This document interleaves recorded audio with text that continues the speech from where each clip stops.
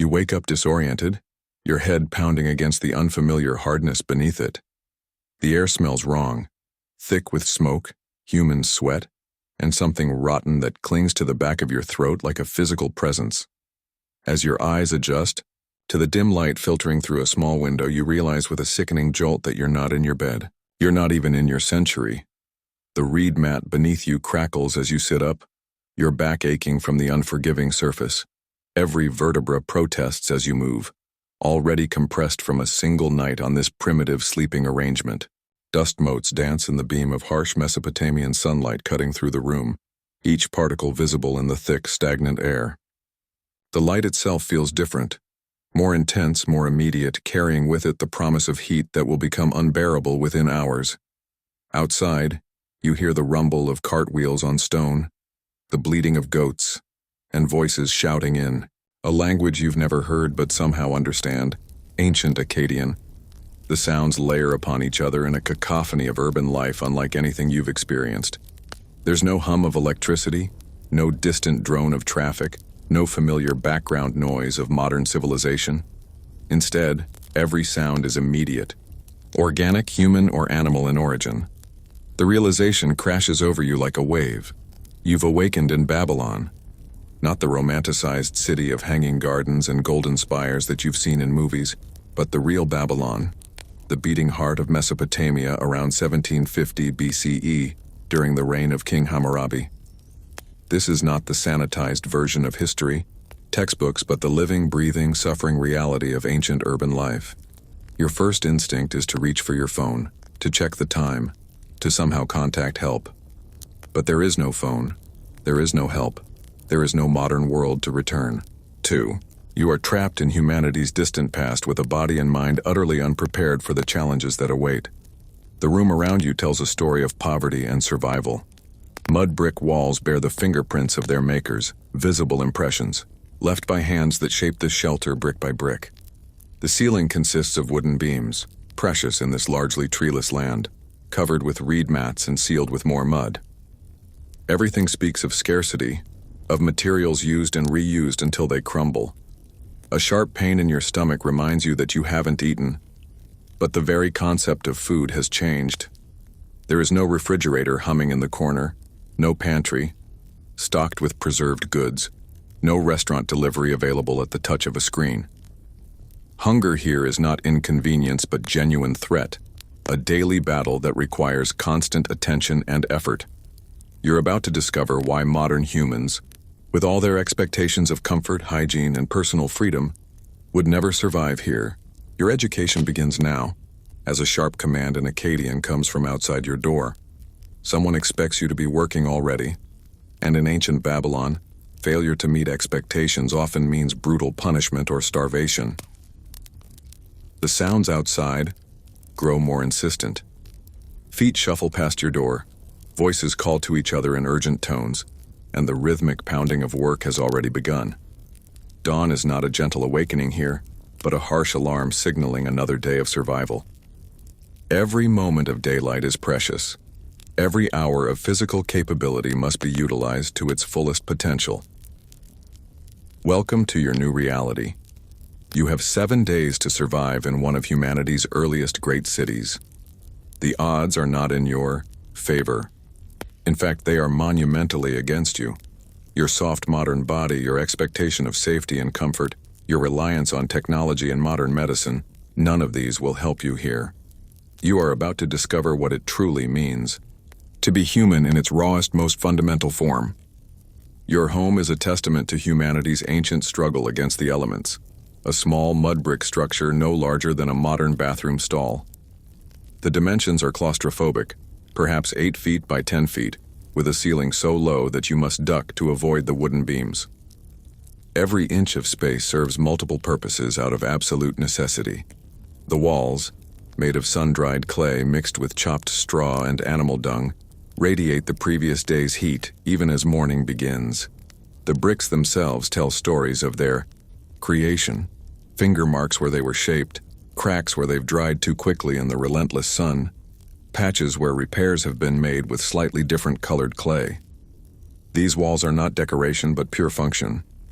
built to keep out the worst of the weather while using only the materials that the harsh landscape provides. The floor beneath your feet is packed earth, swept smooth by generations of inhabitants, but still fundamentally dirt. It's been hardened by countless footsteps, by water spilled and absorbed, by the oils of human occupation, until it resembles crude concrete. Yet it remains earth, and with each step, fine particles rise to coat your feet, work between your toes, and add to the perpetual dustiness that defines existence here. Your sleeping area consists of a raised platform of mud brick covered with woven reed mats and a rough woolen blanket that houses an entire ecosystem of parasites. The blanket, dyed with vegetable colors that have faded to muddy browns and yellows, scratches against your skin with every movement. Within its fibers live fleas that have already begun feasting on your ankles and calves, leaving red welts that will itch maddeningly throughout the day. The reed mats beneath crackle with age and dryness, fragments breaking off to embed themselves in your clothes and skin. There is no glass in your window. The technology doesn't exist for common use. Instead, a small square opening is covered with a wooden lattice that does little to keep out insects, dust, or the scorching heat. During sandstorms, cloth may be hung over this opening, plunging the room into near total darkness. The window faces east, blessing you with the first rays of dawn but promising a furnace-like interior by midday as the sun's angle changes. The air itself is a presence you can taste. It carries the smell of burning dung used for cooking fires, mixed with the ever-present odor of the open sewage channels that run down the center of the narrow, twisting streets. These channels, carved into the packed earth and lined with stones where available, carry waste from hundreds of households toward the Euphrates River. During the hot months, they become breeding grounds for insects and disease, their stench overwhelming in the afternoon heat. Beyond your walls, the soundscape of ancient urban life unfolds. The mighty Euphrates River murmurs in the distance, its waters the lifeblood of this desert civilization. Washerwomen are already at work, their voices calling to each other as they pound clothes against smooth stones worn to perfect smoothness by generations of use. The rhythm of their work creates a percussion that will continue throughout the day, thap, thap, thap, as fabric is beaten clean in the muddy river water.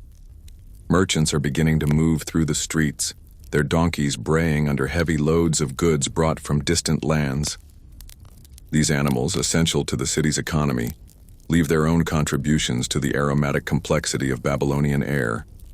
Their hooves click against the stone-paved main thoroughfares, while their loads creak and jingle with pottery, metalwork, textiles, and exotic spices that represent months of dangerous travel across desert and mountain. Your single room contains almost nothing you would recognize as furniture in the modern sense. A low table of rough-hewn wood sits in one corner, its surface scarred by years of use, stained with food, oil, and what appears to be blood from food preparation. The wood itself is precious. Trees are scarce in Mesopotamia, and every piece of timber represents significant cost and effort to obtain. Several large clay storage jars line the walls, each one a masterwork of pottery despite their utilitarian purpose. These vessels, some standing nearly as tall as a person, contain the household's supplies: barley grain, dried dates, lentils, and a fermented fish sauce called sick that makes your stomach turn when you catch its pungent scent. The jars are sealed with bitumen or clay plugs, but the seals are imperfect, allowing both air and insects to penetrate. You can hear the faint rustling of grain beetles and other pests that share your food supply. A clay oil lamp, blackened from use and roughly the size of your palm, sits on a small shelf carved into the wall.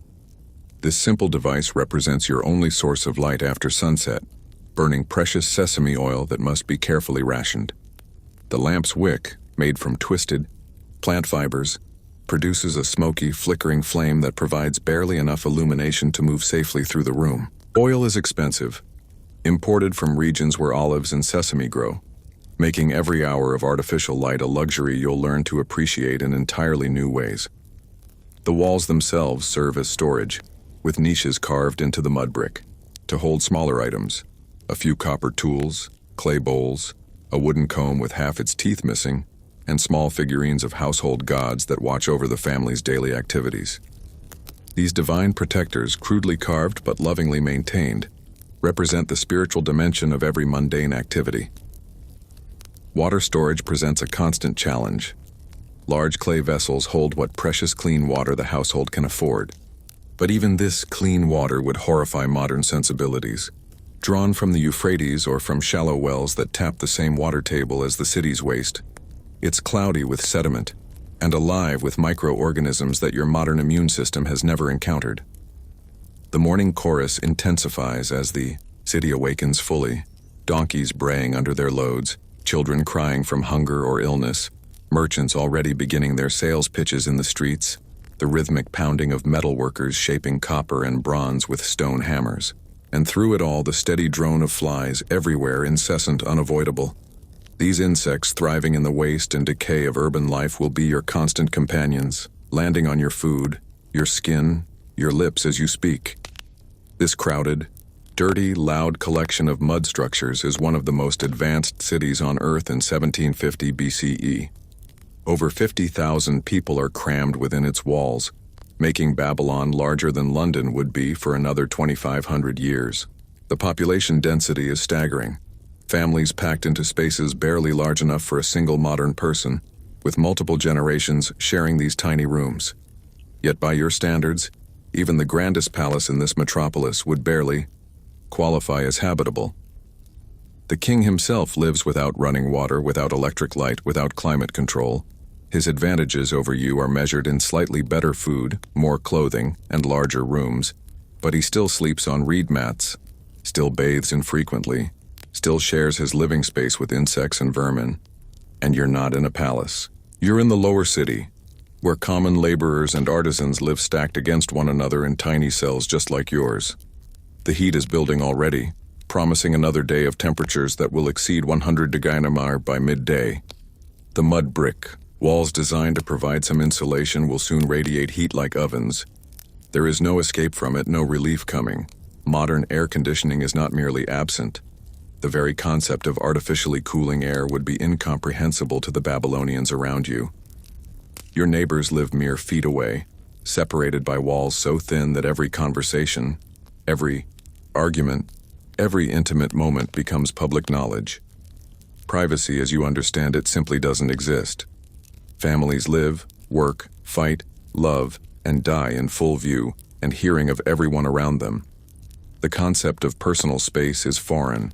Survival requires community cooperation, and community cooperation requires knowing everything about everyone. As the sun climbs higher, shadows shorten and disappear, leaving no refuge from the blazing heat that defines life in this desert metropolis. This is just the setting of your new reality.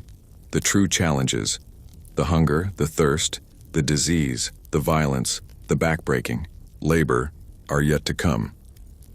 But already, simply by awakening in this place, your body has begun its losing battle against an environment that has shaped human civilization through millennia of struggle, suffering, and somehow, ultimately, survival. That pressure in your bladder, building since you awakened, is about to introduce you to Babylonian bathroom facilities, or rather, the appalling lack thereof. The concept of private toilets, of personal sanitation spaces, doesn't exist for ordinary citizens. Instead, you'll need to use a communal waste pit shared by several households, located in a small courtyard behind your block of homes.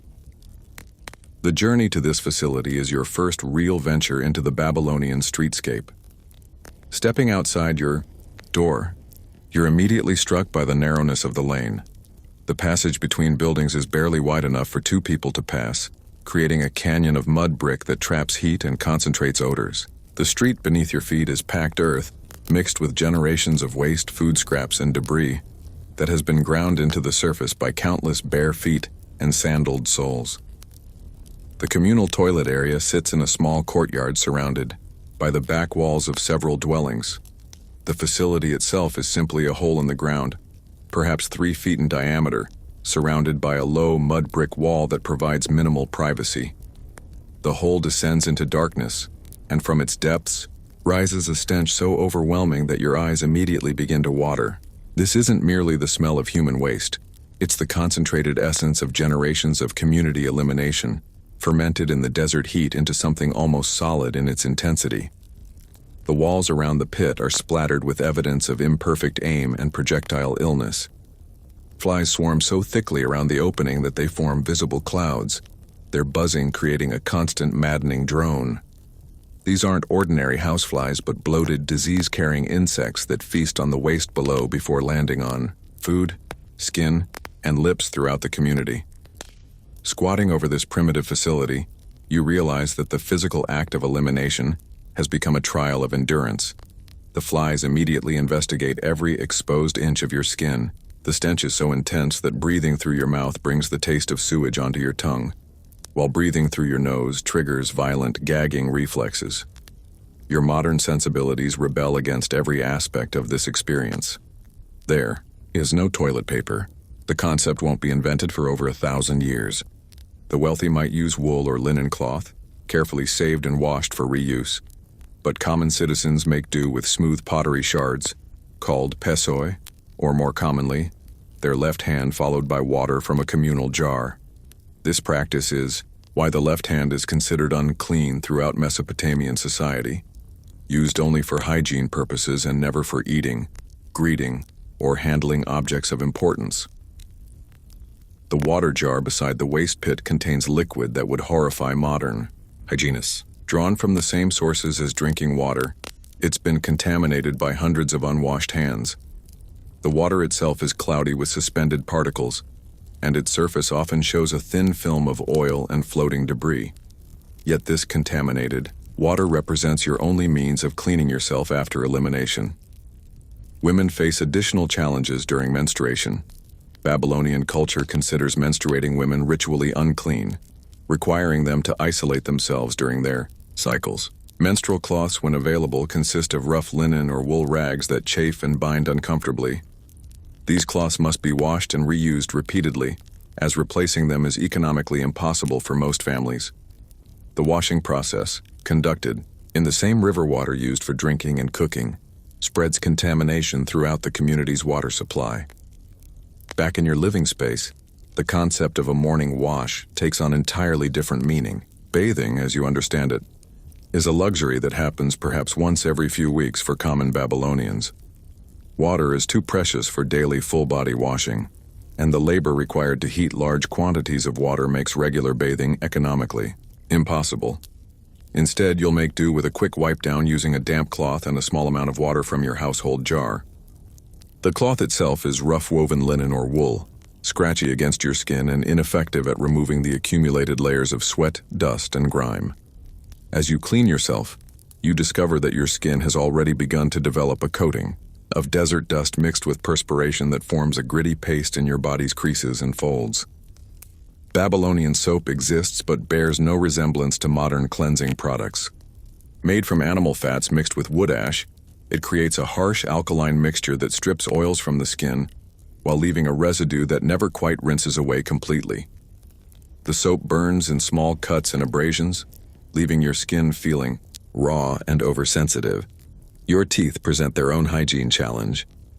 Dental care consists of rubbing them with a frayed twig, called a miswak, dipped in an abrasive powder made from crushed herbs and minerals. The powder, gritty and bitter, scrapes against your enamel while the frayed twig irritates your gums until they bleed. The taste lingers for hours, a combination of bitter herbs, salt, and the metallic flavor of your own blood. By age 40, most Babylonians have lost at least half their teeth to decay and gum disease. The constant diet of gritty bread, laden with stone particles from the grinding process, wears down teeth to painful nubs. Without modern dentistry, a toothache becomes a months-long agony that can only be endured, not cured. Dental abscesses, infected tooth roots, and gum disease create chronic pain that affects every aspect of daily life. The water you drink comes directly from the Euphrates River or from shallow wells that tap into the same water table. Both sources are heavily contaminated with human and animal waste, agricultural runoff, and industrial pollutants from metalworking and textile dyeing operations upstream.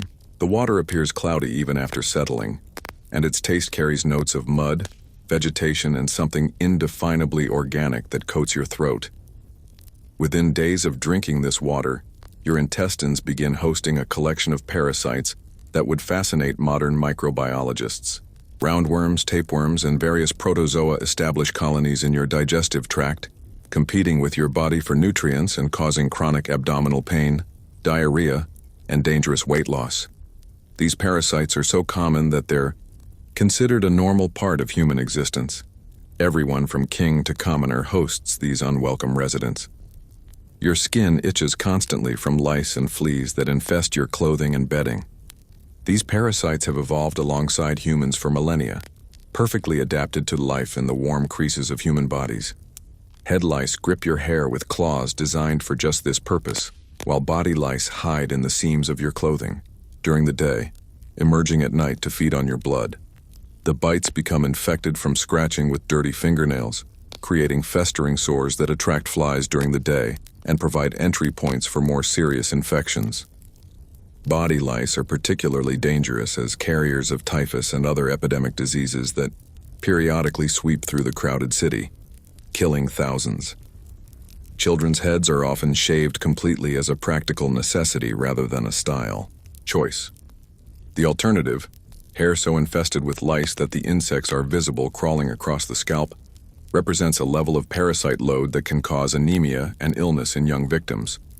The smell of your own body will shock you at first. Within 24 hours, you'll carry the distinctive aroma of ancient urban life, a complex bouquet of unwashed skin, wool clothing that's never properly cleaned, the lingering scent of wood smoke, cooking odors that have penetrated your clothing, and the underlying must of buildings that have housed humans and animals for generations without adequate ventilation. But soon, you'll stop noticing your own scent as your nose becomes accustomed to the general miasma of unwashed humanity. More concerning are the skin conditions developing in the warm, moist areas of your body. Fungal infections flourish in the spaces between your toes, in your armpits, and in your groin, creating burning, itching patches that crack and bleed. Your fingernails, impossible to keep clean in this environment, become harbors for bacteria and parasites. The space beneath each nail fills with a dark mixture of dirt, food particles, and biological matter that serves as a breeding ground for infection. Every scratch, every touch of food to mouth, every casual gesture spreads contamination throughout your daily life. Hair becomes a particular challenge. Without modern shampoos, your hair accumulates oils, dust, and smoke residue until it forms matted sections that resist combing. The wooden comb available to you has widely spaced teeth designed to work through these tangles, but the process is painful and often results in broken hair and scratched scalp that provides more entry points for infection.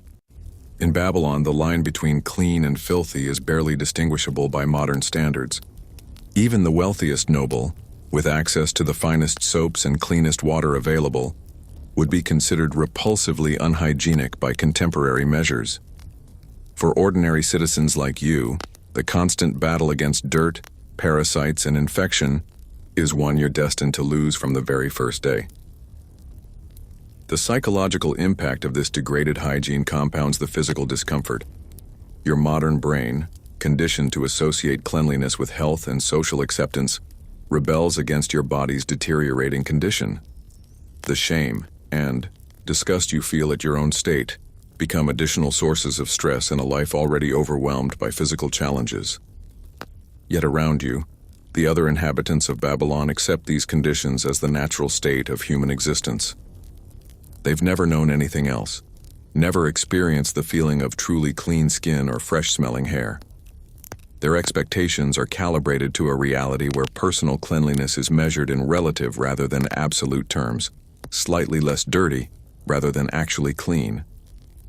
Hunger gnaws at your stomach with an intensity that surprises you.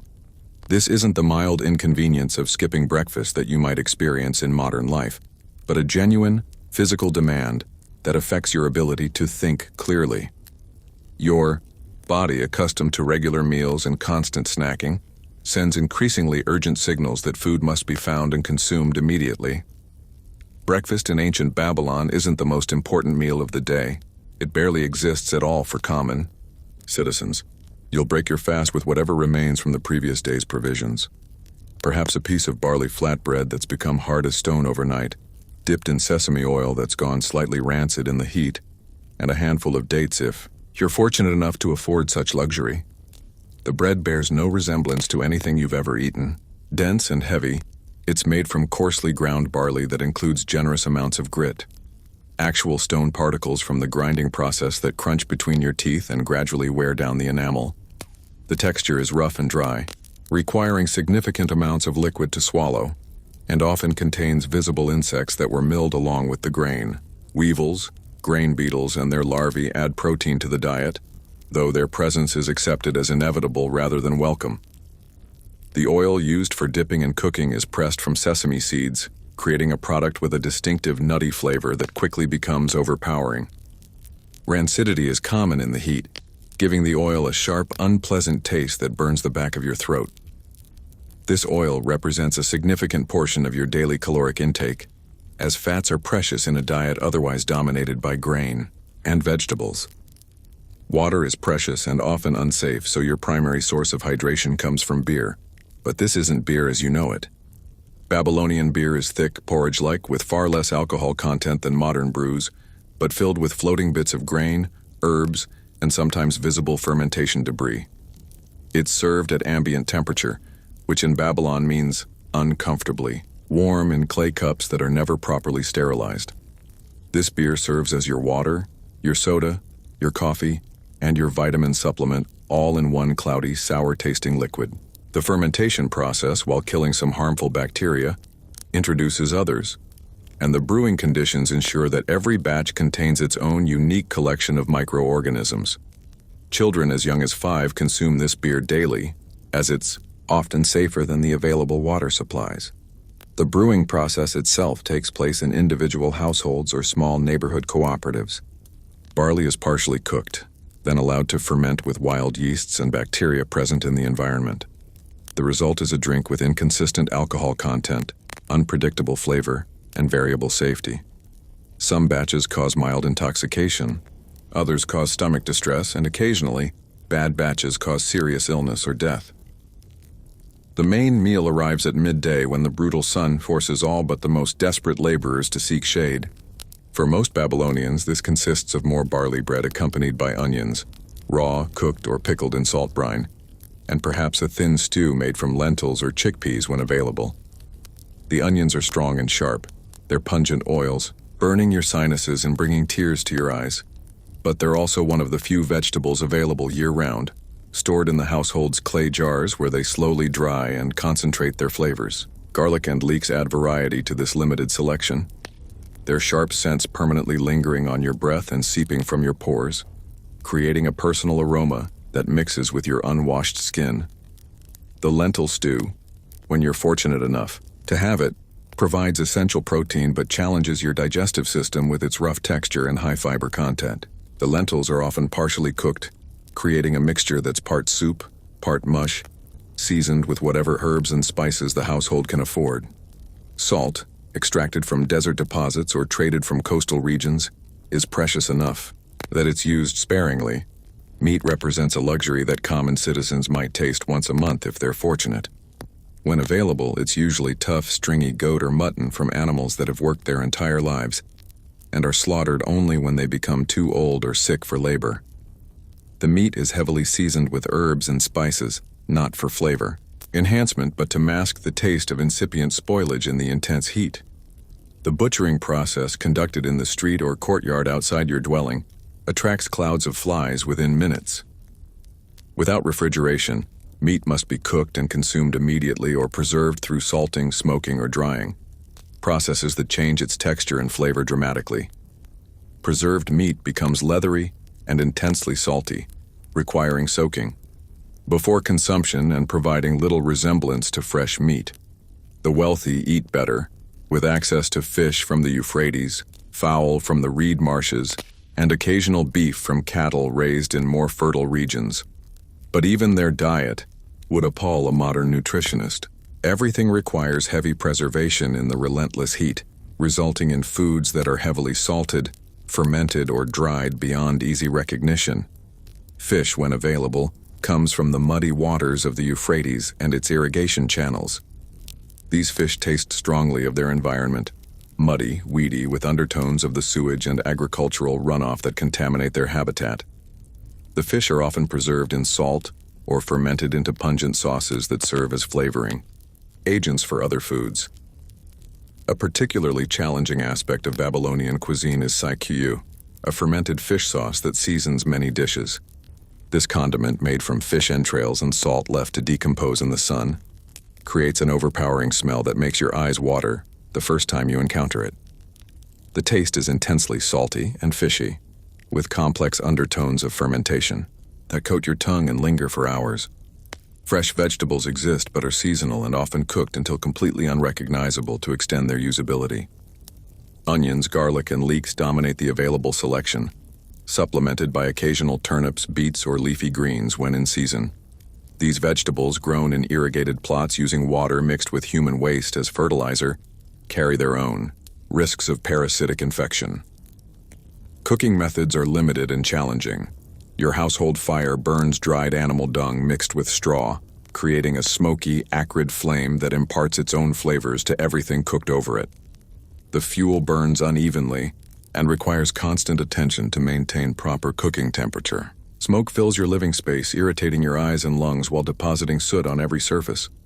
Fruit provides the only sweetness in your diet, as refined sugar doesn't exist in your world.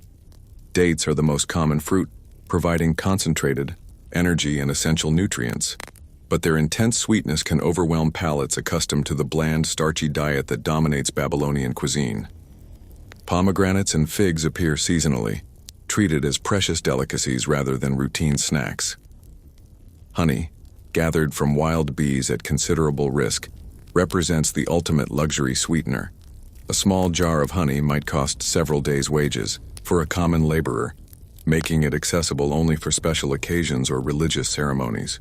The honey itself, unfiltered and containing bits of wax, pollen, and occasionally bee parts, provides flavors and textures completely different from modern processed honey. Every bite of food contains grit, sand from the constant desert winds, stone particles from grain grinding, and ash from cooking fires.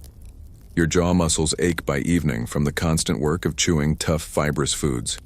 Your teeth, already suffering from poor hygiene, face additional assault from the abrasive particles in every meal.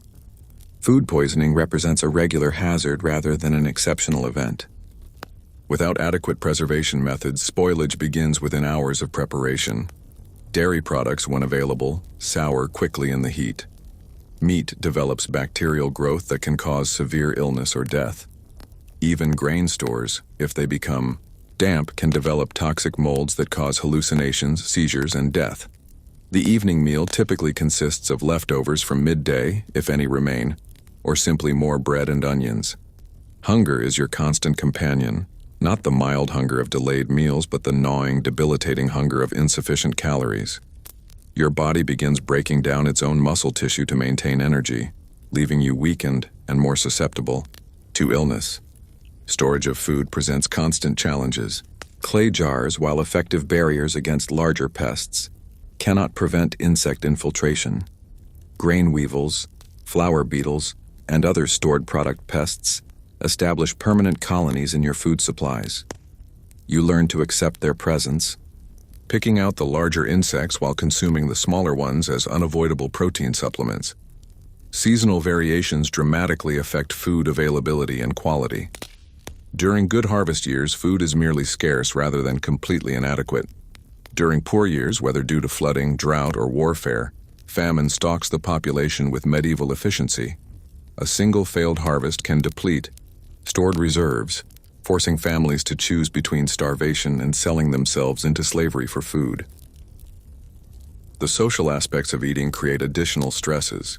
Sharing food is not generosity but survival strategy.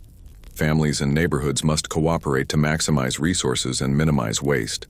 But this cooperation comes with obligations and expectations that can create conflict when resources become truly scarce. Most shocking to your modern sensibilities is how you eat. There are no forks, spoons, or knives as individual eating implements.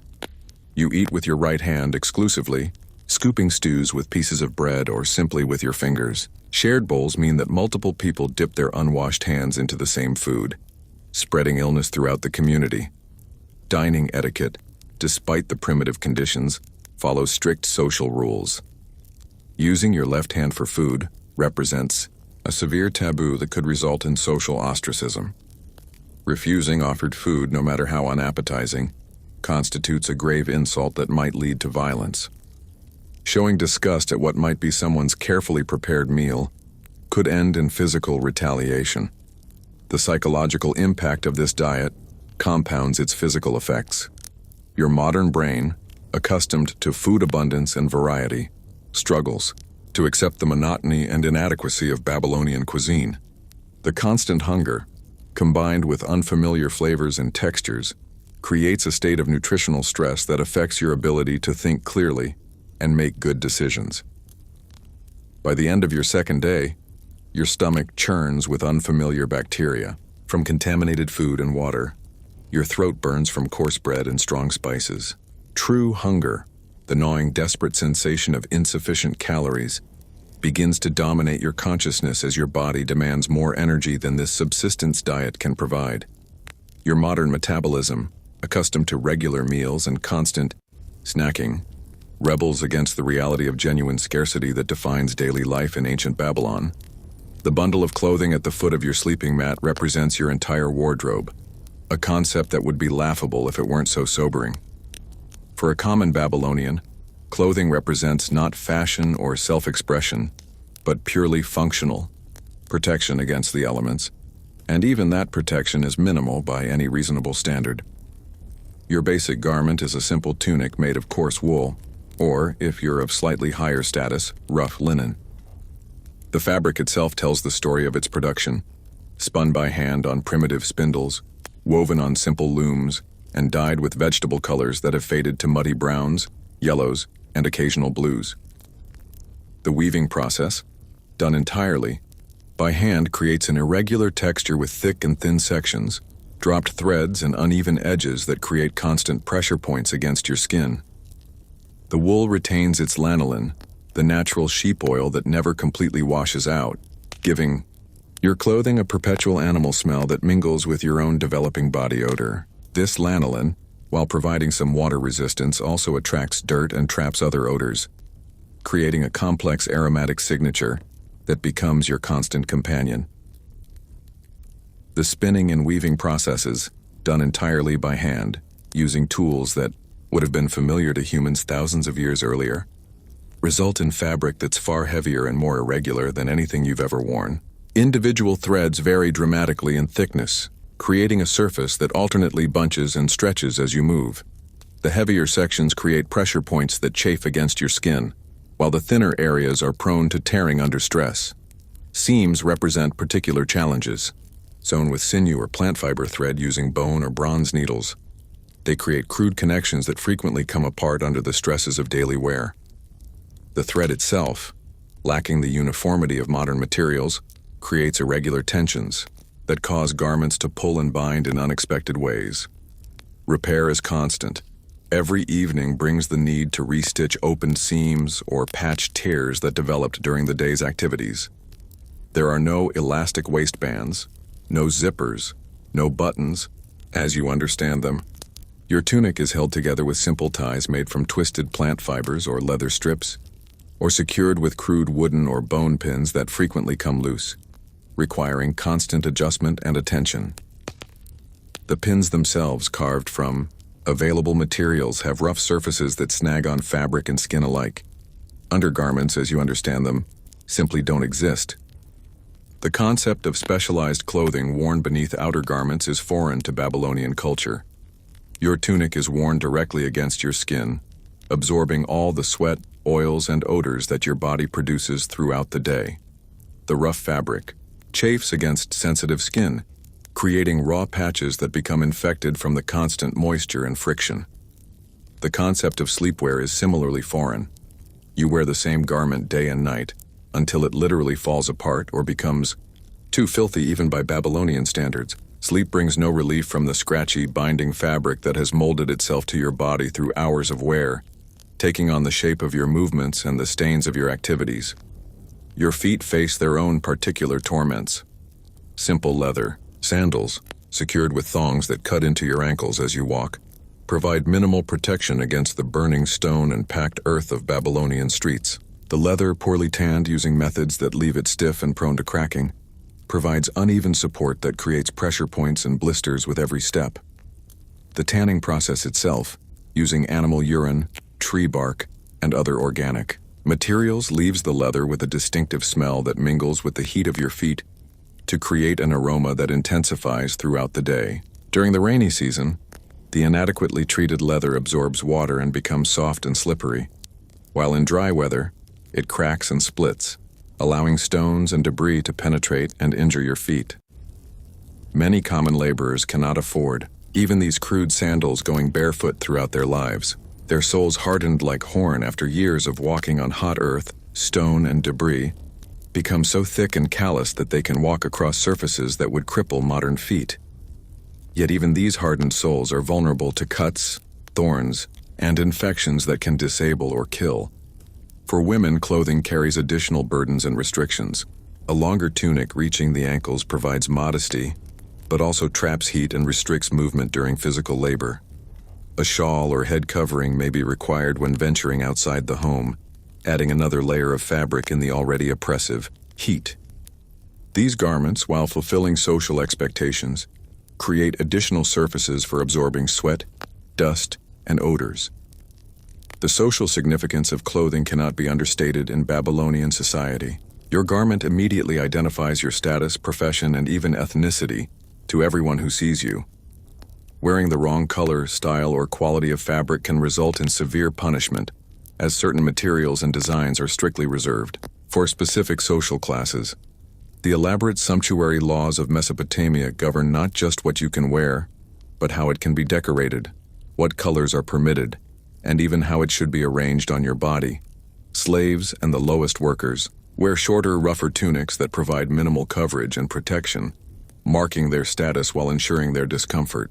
These garments, made from the coarsest available materials, are designed to last rather than provide comfort, often outlasting their wearers. The wealthy display their status through longer garments, finer weaves, and decorative elements that require skilled craftspeople and expensive materials. Color represents another marker of status and wealth. Most common clothing remains in natural wool or linen colors, browns, yellows, and off-whites that show every stain and mark.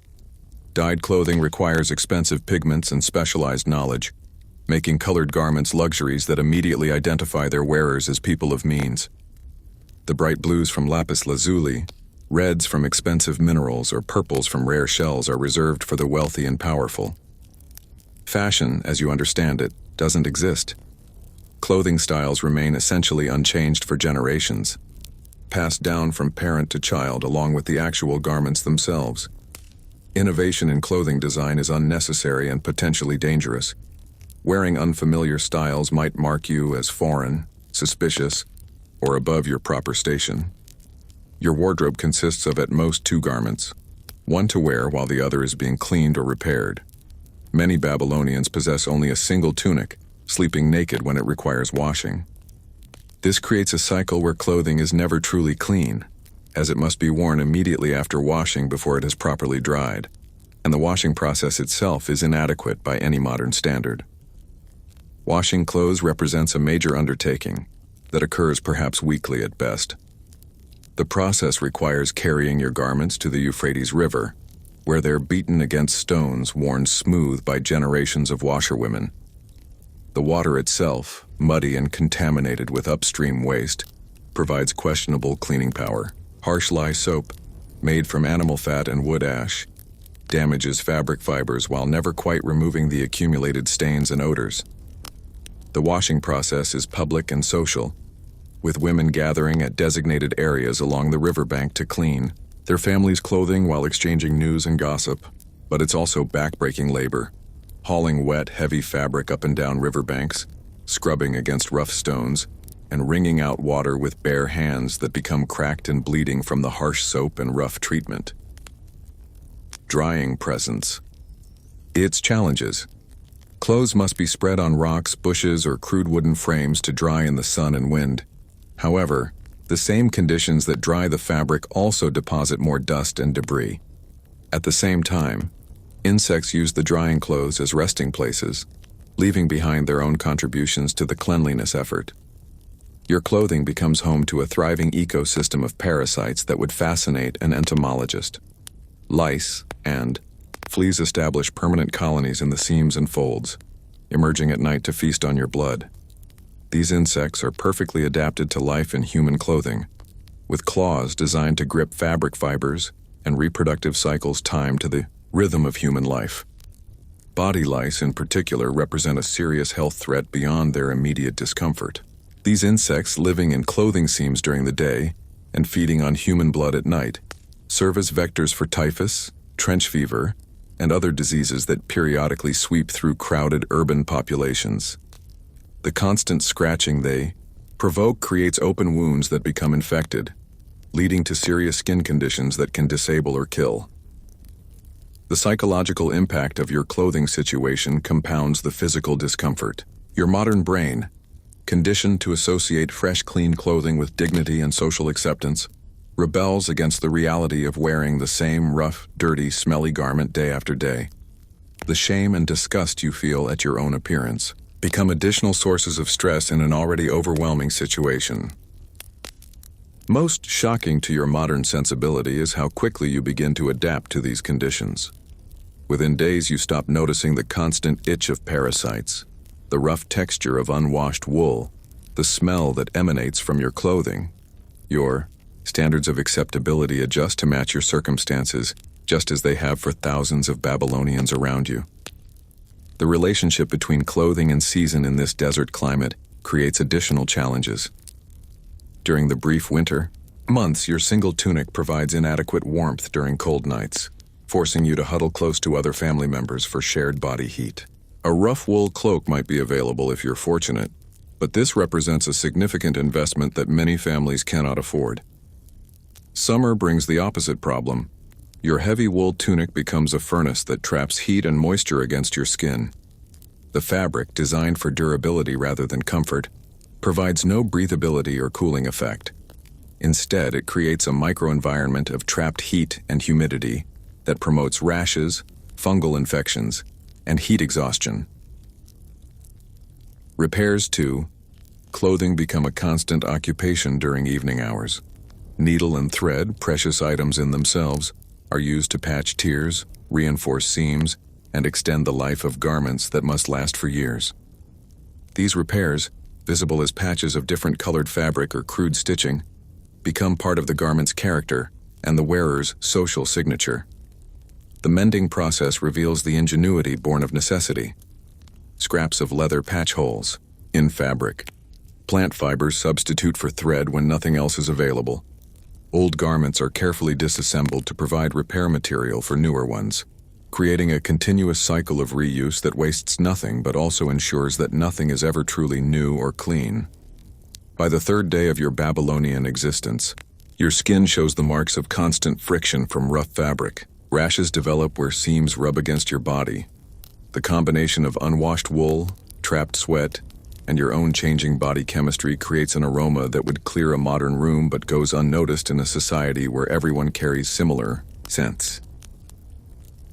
Your modern expectation of clothing as comfort, protection, and self-expression has been replaced by the ancient reality of fabric as purely functional covering that must be endured rather than enjoyed. The daily discomfort of inadequate clothing becomes just another background stress in a life defined by physical hardship and minimal expectations of comfort.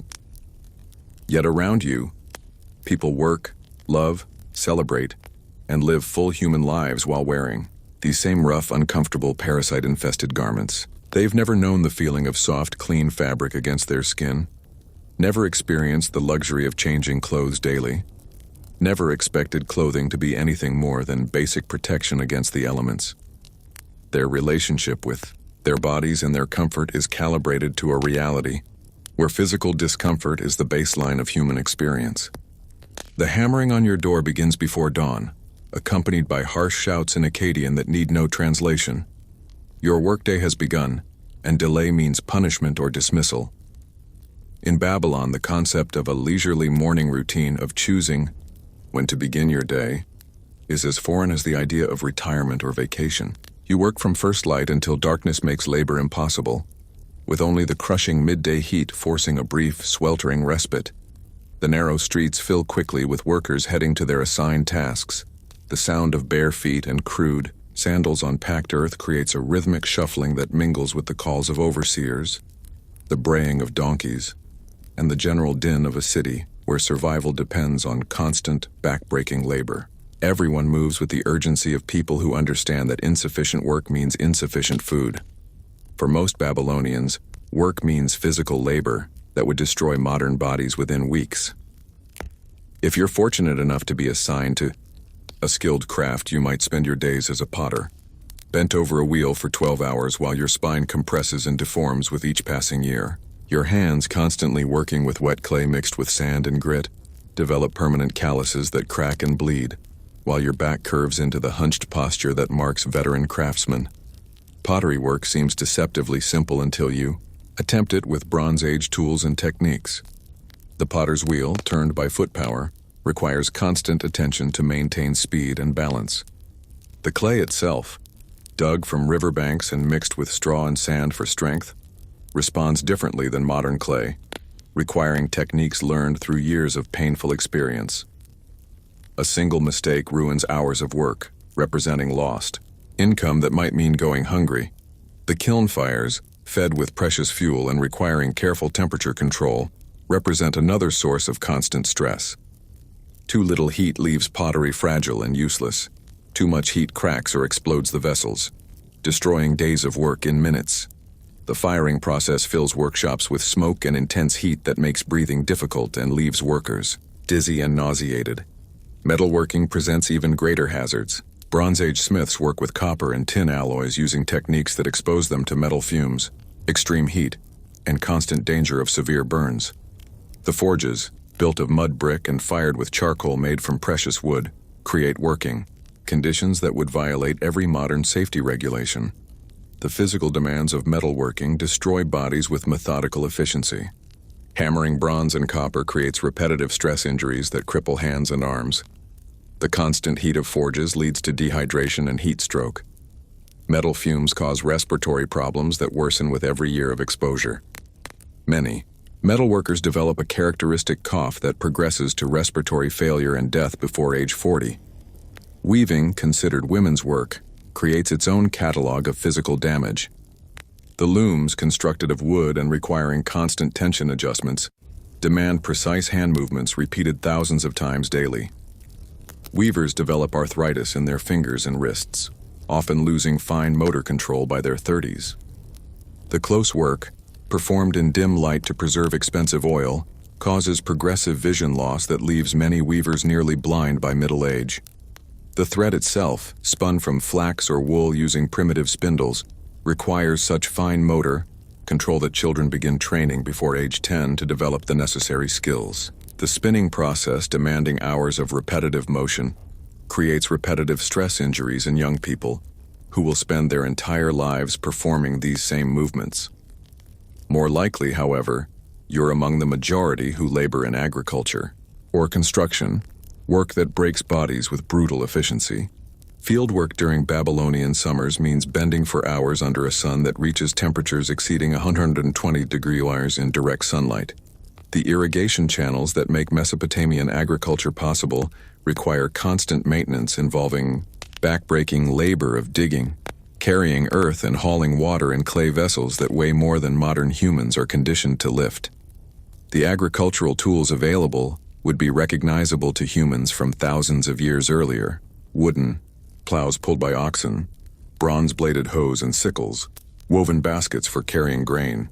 Every task requires multiple times the effort that mechanized agriculture demands, with human muscles providing all the power for planting, cultivating, and harvesting the crops that keep the city alive.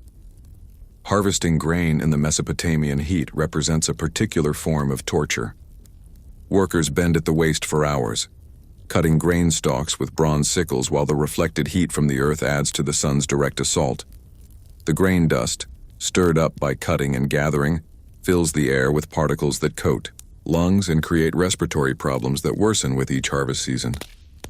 Construction work means hauling massive mud bricks and stone blocks without mechanical assistance.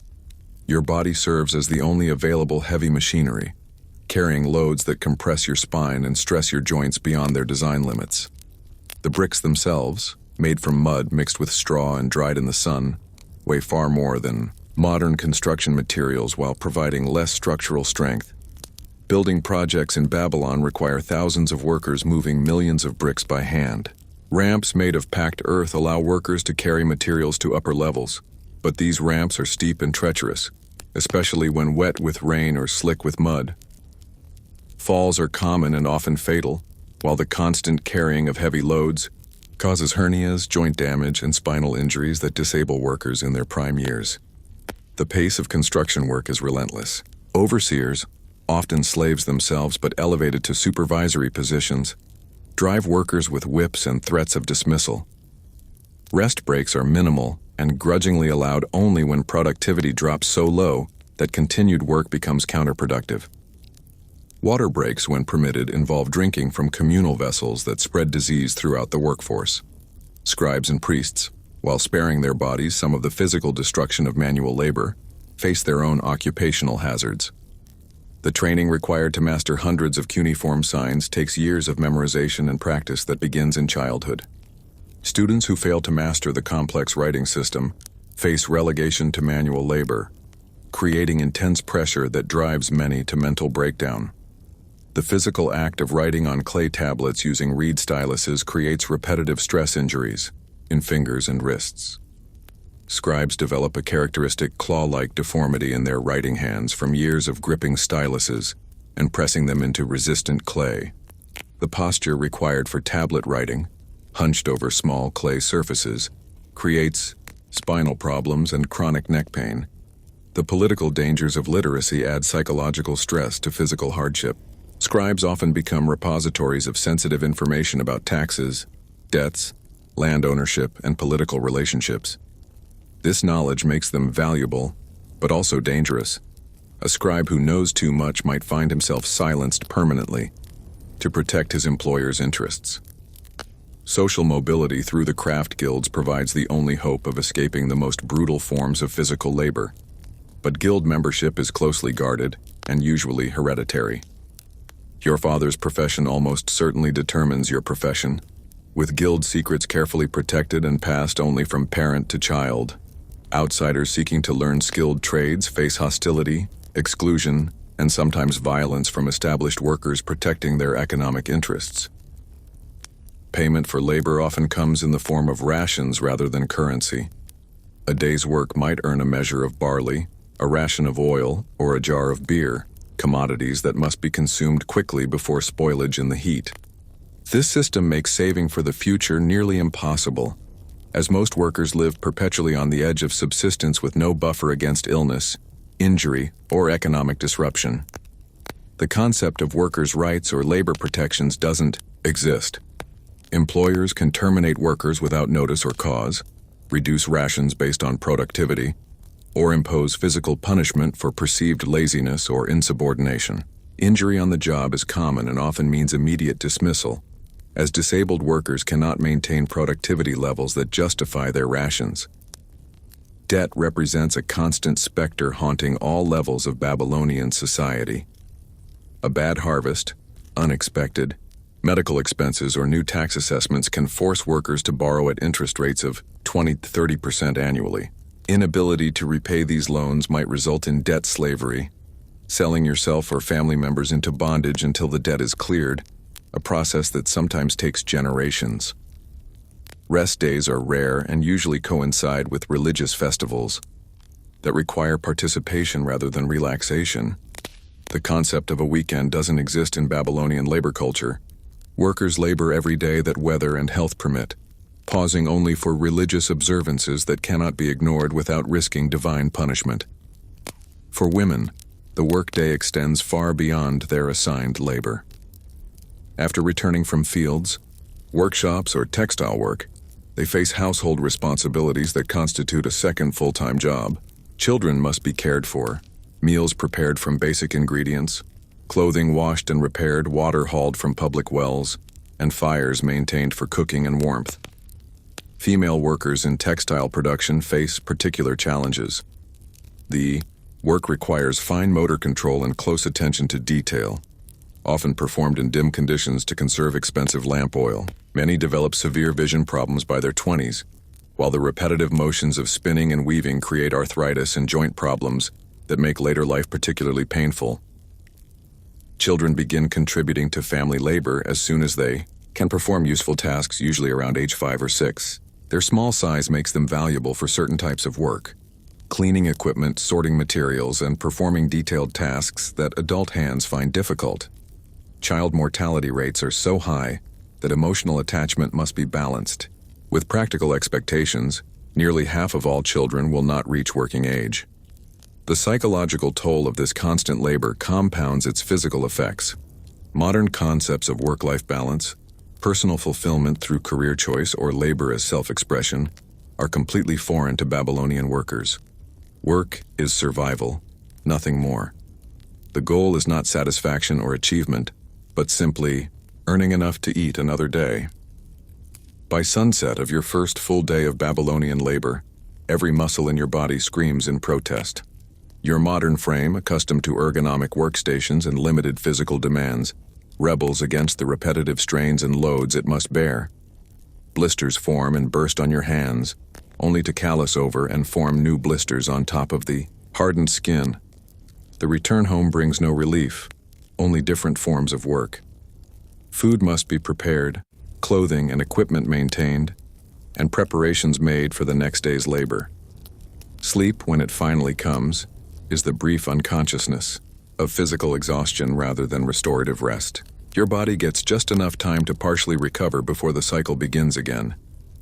As you collapse onto your reed mat, muscles burning and joints aching, you understand that tomorrow will bring exactly the same demands.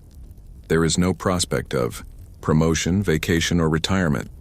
No hope of reducing the physical demands or improving working conditions. In Babylon, you don't work to live. You simply work until your body fails and you die. The workers around you accept these conditions, not with resignation, but with the practical stoicism of people who have never known alternatives. They've never experienced work as anything other than physical hardship endured for survival. Their expectations are calibrated to a reality where chronic pain, exhaustion, and injury are not exceptional circumstances, but the natural consequences of being alive and needing to eat. Yet within this harsh framework, humans still find ways to take pride in their craftsmanship, to develop expertise that brings social recognition, to create beauty even within the constraints of survival-focused labor. The pottery, textiles, and metalwork produced by these suffering workers demonstrates that human creativity and excellence can flourish even under conditions that would destroy modern sensibilities. Your third day of Babylonian labor confirms what your body has been telling you since the first morning. You are not built for this life. Your soft muscles, your uncalloused hands, your spine that has never supported heavy loads, your joints that have never endured repetitive impact, all of these represent evolutionary adaptations to a world that no longer exists for you. That persistent cough you developed from the dust and smoke of Babylonian air has worsened overnight, accompanied by a fever that leaves you shivering despite the desert heat. Your throat burns with each breath, and a sharp pain in your chest suggests that something is seriously wrong. In modern times, you might visit a doctor, receive antibiotics, and recover within days. In ancient Babylon, medical care represents a terrifying gamble that may kill you faster than the disease itself. Babylonian medicine operates on principles that would horrify modern medical practitioners. Disease is not understood as a biological process, but as a spiritual condition. Divine punishment for moral failings, demon possession, or the malevolent influence of ghosts and evil spirits. Your fever isn't caused by bacterial infection, but by the hand of a ghost, or the touch of Ishtar. This fundamental misunderstanding of disease causation leads to treatments that often worsen conditions rather than curing them. The diagnostic process begins not with examination of your symptoms, but with analysis of omens surrounding your illness. The Ashipu, an exorcist priest who serves as your first medical contact, asks detailed questions about your recent activities, dreams, and encounters. Did a black dog cross your path before you fell ill? Did you see an owl during daylight hours? Did your illness begin during an inauspicious lunar phase? These supernatural factors determine your treatment more than your actual physical symptoms. The Ashipu's examination involves no physical contact with your body.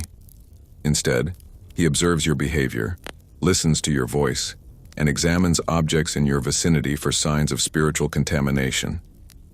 He may cast lots made from sheep bones, interpret patterns in oil dropped into water, or examine the entrails of sacrificed animals to determine which deity or demon has caused your condition. For your respiratory infection and fever, the Ashipu determines that you have offended Pazuzu, the demon of the southwest wind, through some forgotten transgression. The prescribed treatment involves a complex ritual requiring expensive components that your household can barely afford. Sacred herbs must be burned at precise times while specific incantations are recited. Protective amulets made from prescribed metals and stones must be worn constantly. Most expensively, a perfect lamb must be sacrificed to appease the offended demon.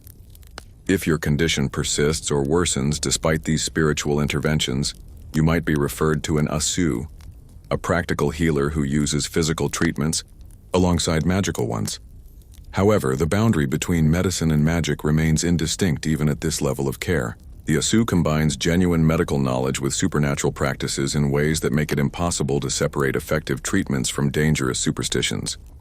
Mesopotamian pharmacology represents a fascinating mixture of sophisticated, herbal knowledge and bizarre supernatural remedies. The Asu might prescribe a poultice containing willow bark, which genuinely contains salicylic acid, a compound similar to modern aspirin that reduces fever and inflammation. But this effective ingredient is mixed with powdered bat wings, lizard blood, and human bone marrow, creating a treatment that might help or harm depending on which components predominate. The preparation of medicines follows strict ritual requirements that often contaminate potentially effective remedies. Herbs must be gathered at specific lunar phases while reciting prayers to Gula, goddess of healing. Water used in preparations must come from sacred sources or be blessed through elaborate ceremonies. The mixing process requires precise incantations, and any deviation from the ritual formula invalidates the medicine's effectiveness. Your chest pain receives treatment through a combination of herbal poultices and supernatural interventions. The Asu applies a paste made from mustard seeds, honey, and animal fat to your chest while reciting prayers to drive out the demons causing your suffering. The mustard creates a burning sensation that might provide some counter-irritant pain relief, but the animal fat, rancid from storage in the heat, introduces bacteria that could cause skin infections. Internal medicines present particular dangers.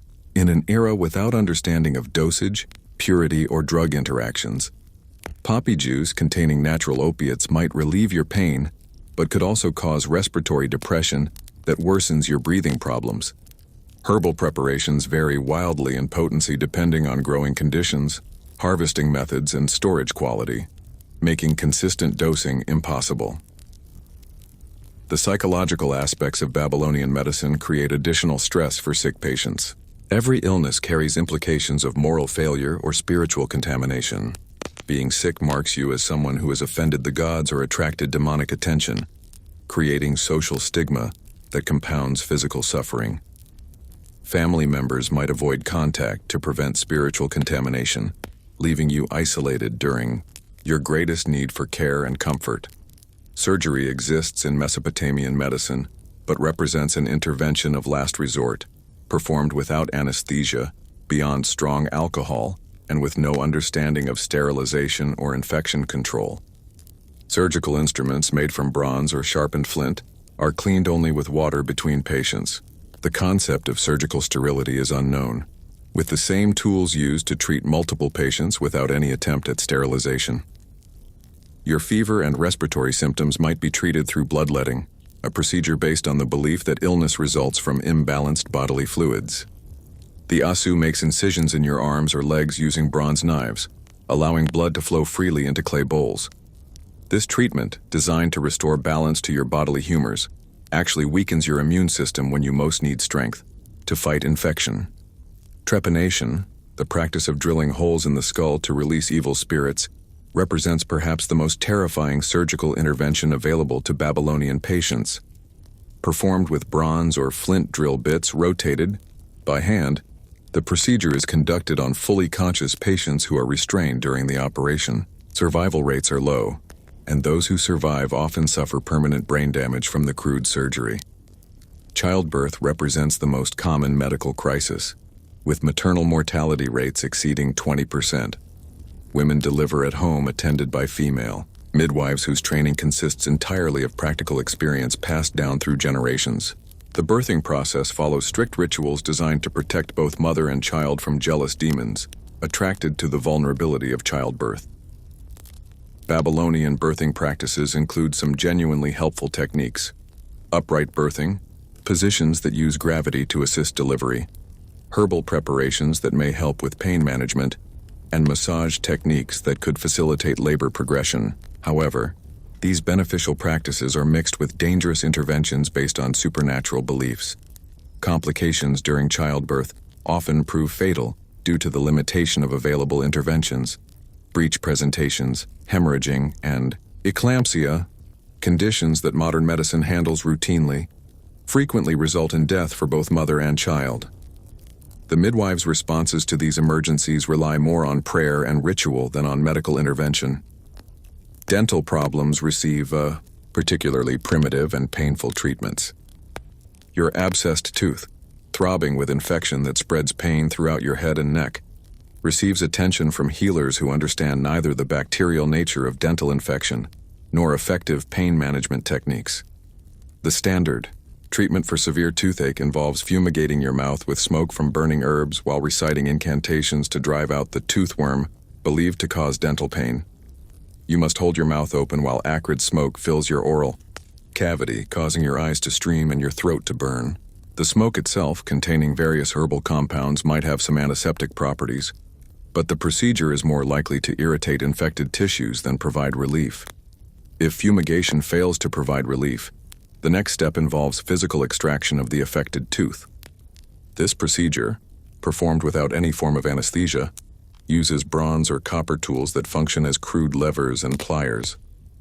The extraction process often shatters teeth rather than removing them cleanly, leaving infected root fragments that cause continued pain and may lead to life-threatening infections.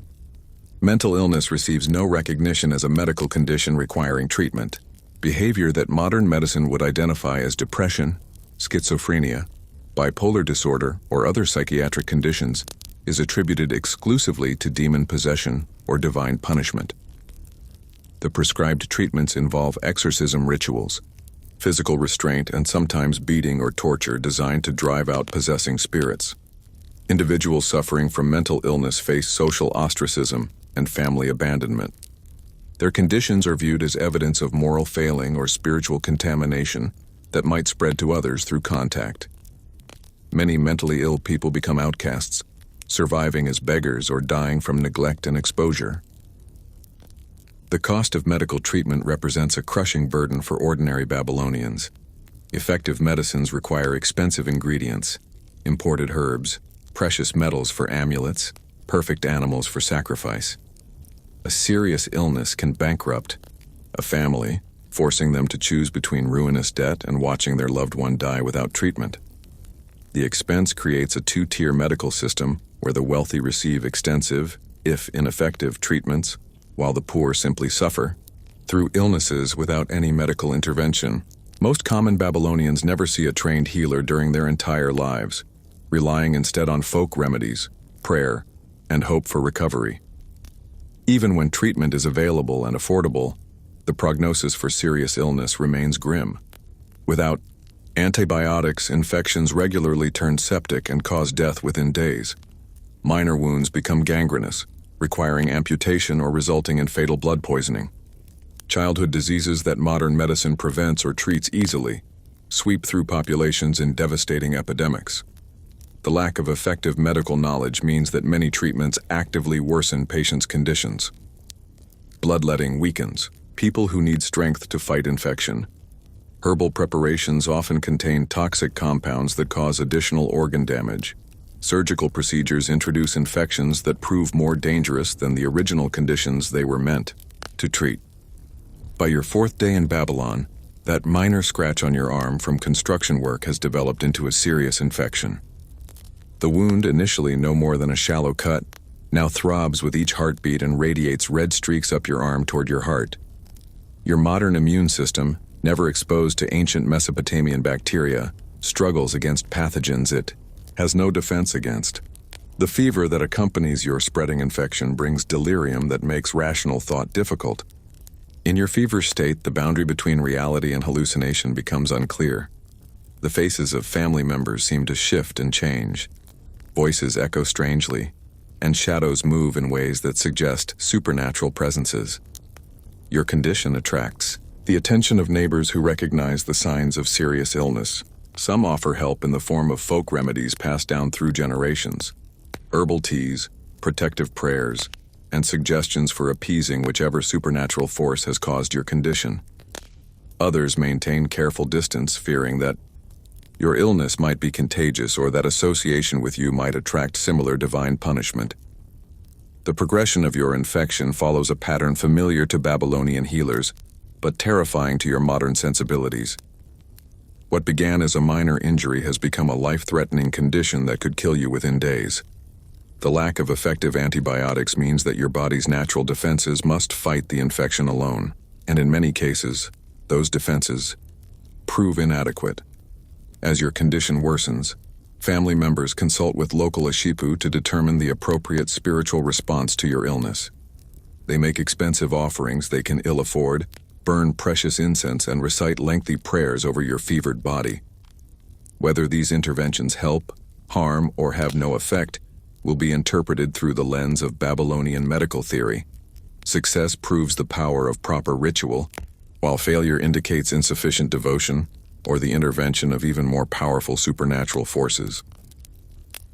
Your experience of serious illness in ancient Babylon reveals the thin line between life and death that defined human existence before modern medicine. Every infection carries the potential for death. Every injury might lead to fatal complications. Every pregnancy risks the life of both mother and child. The constant presence of death shapes every aspect of daily life, from naming customs that delay giving children permanent names until survival seems likely, to religious practices focused on appeasing supernatural forces that control life and death.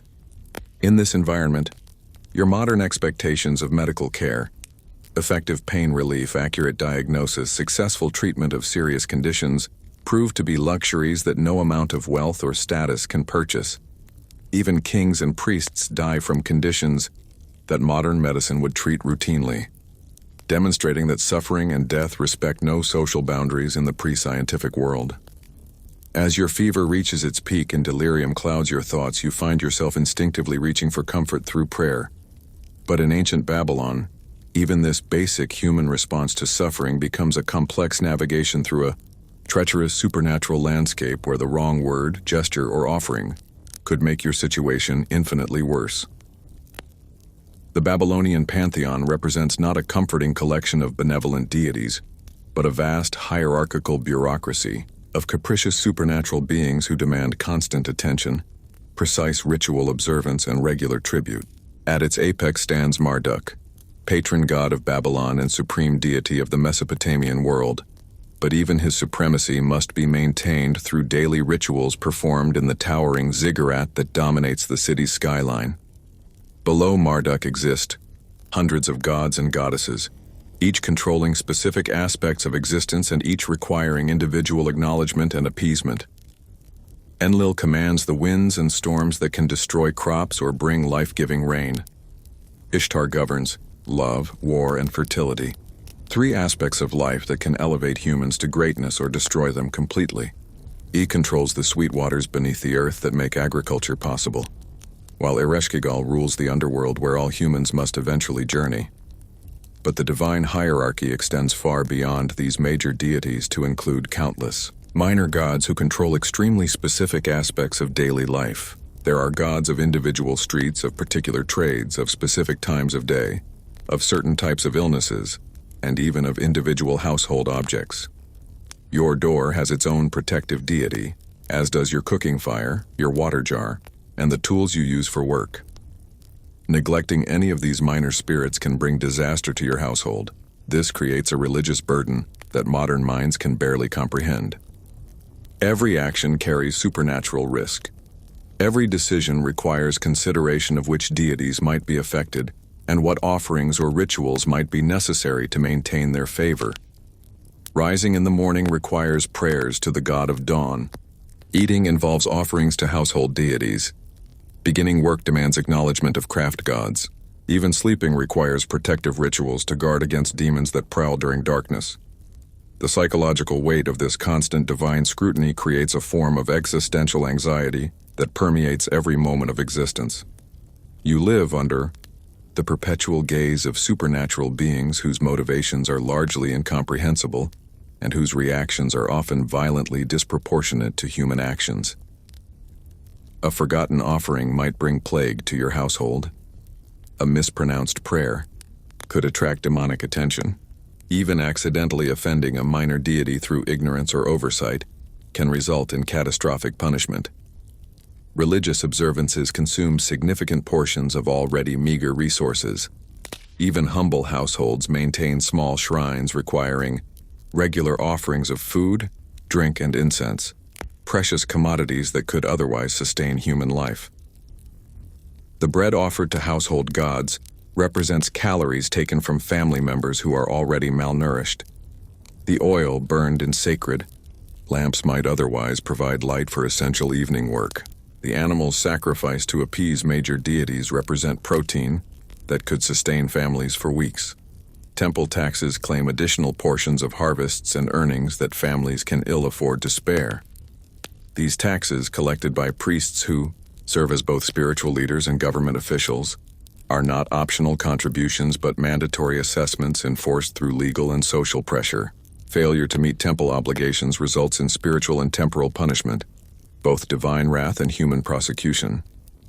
The temple complexes themselves represent the beating heart of Babylonian society, functioning simultaneously as places of worship, economic centers, repositories of knowledge, and political power bases. The priesthood controls vast agricultural estates worked by temple slaves, operates profitable trading enterprises, and maintains the complex bureaucracy necessary to administer both religious and secular affairs. Priests are not merely spiritual guides but educated administrators who control literacy, legal proceedings, medical practice, and economic policy. Defying them means not just religious excommunication but social and economic ostracism that can destroy individuals and families. The integration of religious and secular authority makes resistance to priestly power tantamount to treason against the state itself. Divination infiltrates every major decision in Babylonian life, creating a society where human agency is constantly subordinated to supernatural will, interpreted by professional fortune tellers.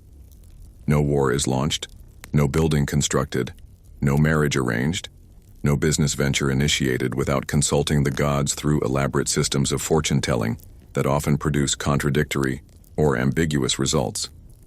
The most prestigious form of divination involves examining the entrails of sacrificed animals, particularly sheep and goats whose internal organs are believed to reflect divine intentions. Skilled haruspices, priests trained in interpreting organic signs, examine the color, shape, and markings of livers, lungs, and intestines to determine whether proposed actions enjoy divine approval. This practice requires the constant sacrifice of valuable livestock, representing enormous economic costs for individuals and society. A single divination session might consume an animal worth several months' wages for a common laborer. Yet the accuracy of predictions remains questionable at best. Failed prophecies are explained through inadequate ritual preparation, insufficient devotion, or interference from hostile supernatural forces rather than fundamental flaws in the divinatory system. Oil divination offers a less expensive alternative, involving the interpretation of patterns formed when oil is dropped into water. The shapes, movements, and interactions of oil droplets are believed to reveal divine messages about health, business prospects, relationships, and military ventures. Practitioners develop elaborate systems for interpreting these patterns, creating a complex symbolic language that can be manipulated to support almost any conclusion. Astrology represents perhaps the most sophisticated form of Babylonian divination, involving detailed observations of celestial movements and their supposed correlations with earthly events. Babylonian astronomers developed remarkably accurate calendars and mathematical systems for predicting planetary positions, but these scientific achievements serve primarily astrological rather than purely astronomical purposes. The movements of planets, lunar phases, and stellar configurations are believed to directly influence human affairs, creating a deterministic worldview where individual choices matter less than cosmic forces beyond human control. Birth dates determine personality traits and life prospects. Business ventures succeed or fail based on astrological timing rather than practical considerations. Even military campaigns are planned around favorable celestial configurations. The integration of divination into daily decision-making creates a society paralyzed by supernatural anxiety. Ordinary people become dependent on professional fortune tellers for guidance about routine choices, when to plant crops, whom to marry, whether to undertake travel, how to treat illness. This dependency generates substantial income for the priestly class while undermining individual confidence and initiative. For women, religious obligations impose additional burdens and restrictions beyond those affecting men. Menstruation carries ritual impurity requiring elaborate purification ceremonies before women can participate in religious activities or handle sacred objects. Childbirth necessitates complex rituals designed to protect both mother and newborn from jealous demons attracted to the vulnerability of birth. Female sexuality becomes heavily regulated through religious dictates about appropriate behavior, acceptable relationships, and proper conduct. Religious laws governing marriage, divorce, and adultery create double standards that grant men significantly more freedom while restricting women's choices and autonomy. Violation of these religious legal codes brings both divine punishment and human prosecution. Pregnancy and childbirth invoke numerous supernatural dangers requiring constant ritual protection. Pregnant women must wear specific amulets, avoid certain foods and activities, and participate in ceremonies designed to ward off demonic influences. The goddess Lamashtu, who devours infants and causes miscarriages, requires particular attention and appeasement throughout pregnancy. Death brings its own complex religious obligations that create enormous stress for grieving families. Proper funeral rites are essential not only for the deceased's comfort in the afterlife, but to prevent their ghost from returning to harm the living.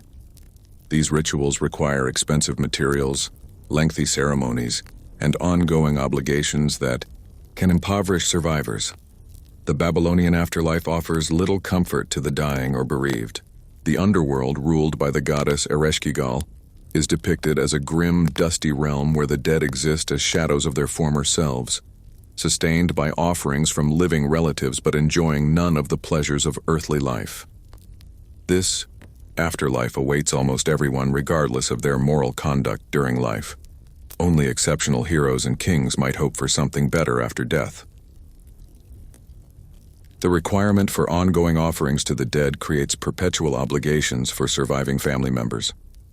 Failure to provide adequate food, drink, and other necessities for deceased relatives results in ghostly visitations that can bring illness, crop failure, and other disasters to the living.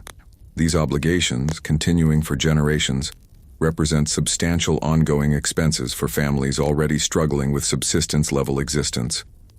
The concept of absolute religious freedom would be incomprehensible to Babylonians. City gods must be worshipped by all residents regardless of personal beliefs or preferences. Religious dissent is not merely impiety, but treason against the state itself, potentially punishable by death or exile. The very concept of atheism doesn't exist. The reality of the gods is as evident as the sun and stars, with their influences visible in every natural phenomenon and human experience. Foreign residents face particular religious challenges. While they may maintain some traditional practices, they must also participate in local religious observances to avoid social ostracism and legal punishment. This creates complex religious identities where individuals must balance competing spiritual obligations while avoiding conflicts that could prove dangerous. The enforcement of religious conformity operates through both formal legal mechanisms and informal social pressure. Neighbors monitor each other's religious observances, reporting failures to participate in community ceremonies or maintain proper household shrines. Children are taught to identify and report religious nonconformity, creating surveillance networks that penetrate private family life. Religious festivals punctuate the Babylonian calendar with elaborate celebrations that require community participation and substantial resource expenditure. These events, while providing some relief from daily labor, often involve mandatory contributions of food, labor, or materials that strain household budgets. Failure to participate enthusiastically marks individuals as spiritually suspect and socially unreliable. The New Year festival, celebrating Marduk's annual triumph over chaos, requires 11 days of continuous ceremonial observance involving the entire population. Citizens must provide offerings, participate in processions, and demonstrate proper reverence through prescribed behaviors. The economic cost of this extended celebration can consume months of savings for ordinary families. During your illness, family members consult with local diviners to determine which deity or demon has caused your condition and what offerings might secure your recovery. They burn expensive incense, sacrifice precious food offerings, and hire priests to perform lengthy purification rituals over your fevered body. These expensive interventions compete with medical treatments for the family's limited resources. The Tiyu interpretation of your illness follows established religious patterns that offer both explanation and hope, while demanding substantial sacrifice. If you recover, the successful rituals will be credited with saving your life, reinforcing the power of proper religious observance. If you die, the failure will be attributed to insufficient devotion, more powerful supernatural opposition, or divine will that cannot be resisted through human effort. As your fever breaks and consciousness returns, you discover that your recovery has been interpreted as divine favor earned through your family's proper religious response to your illness. The priest who conducted healing rituals receive credit for your survival, while the herbs and basic medical care that may have actually helped are considered secondary to supernatural intervention. This attribution of recovery to religious rather than medical causes reinforces the dominance of supernatural explanations for natural phenomena. It also creates ongoing obligations. Your recovery represents a debt to the deities who intervened on your behalf, requiring future offerings and continued devotion to maintain their favor. The psychological impact of living within this religious system shapes every aspect of personality and behavior.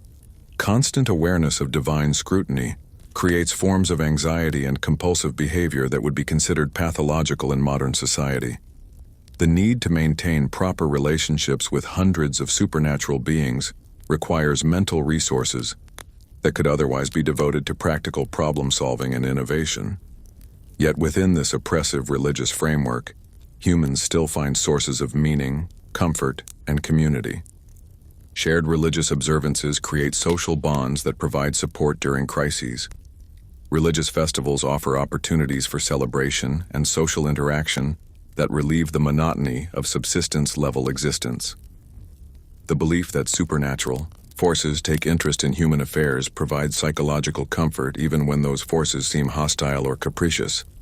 Your experience of illness and recovery within the Babylonian religious system reveals both the burden and the function of ancient supernatural beliefs. While religious obligations consume resources and restrict individual freedom, they also provide explanatory frameworks for incomprehensible experiences like illness, natural disasters, and death.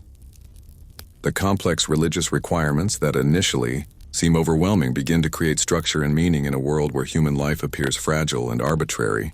The gods may be demanding and dangerous, but they are also engaged with human affairs in ways that make individual suffering part of a larger cosmic drama rather than meaningless random events. In this world, there is no division between religious and secular life. Every moment exists under divine supervision, every action carries supernatural consequences, and the psychological burden of perpetual divine judgment creates a form of existential anxiety that modern minds, even deeply religious ones, would find nearly unbearable. As your fever subsides and strength slowly returns to your weakened body, you begin to navigate Babylonian society with new awareness of how precarious your position truly is.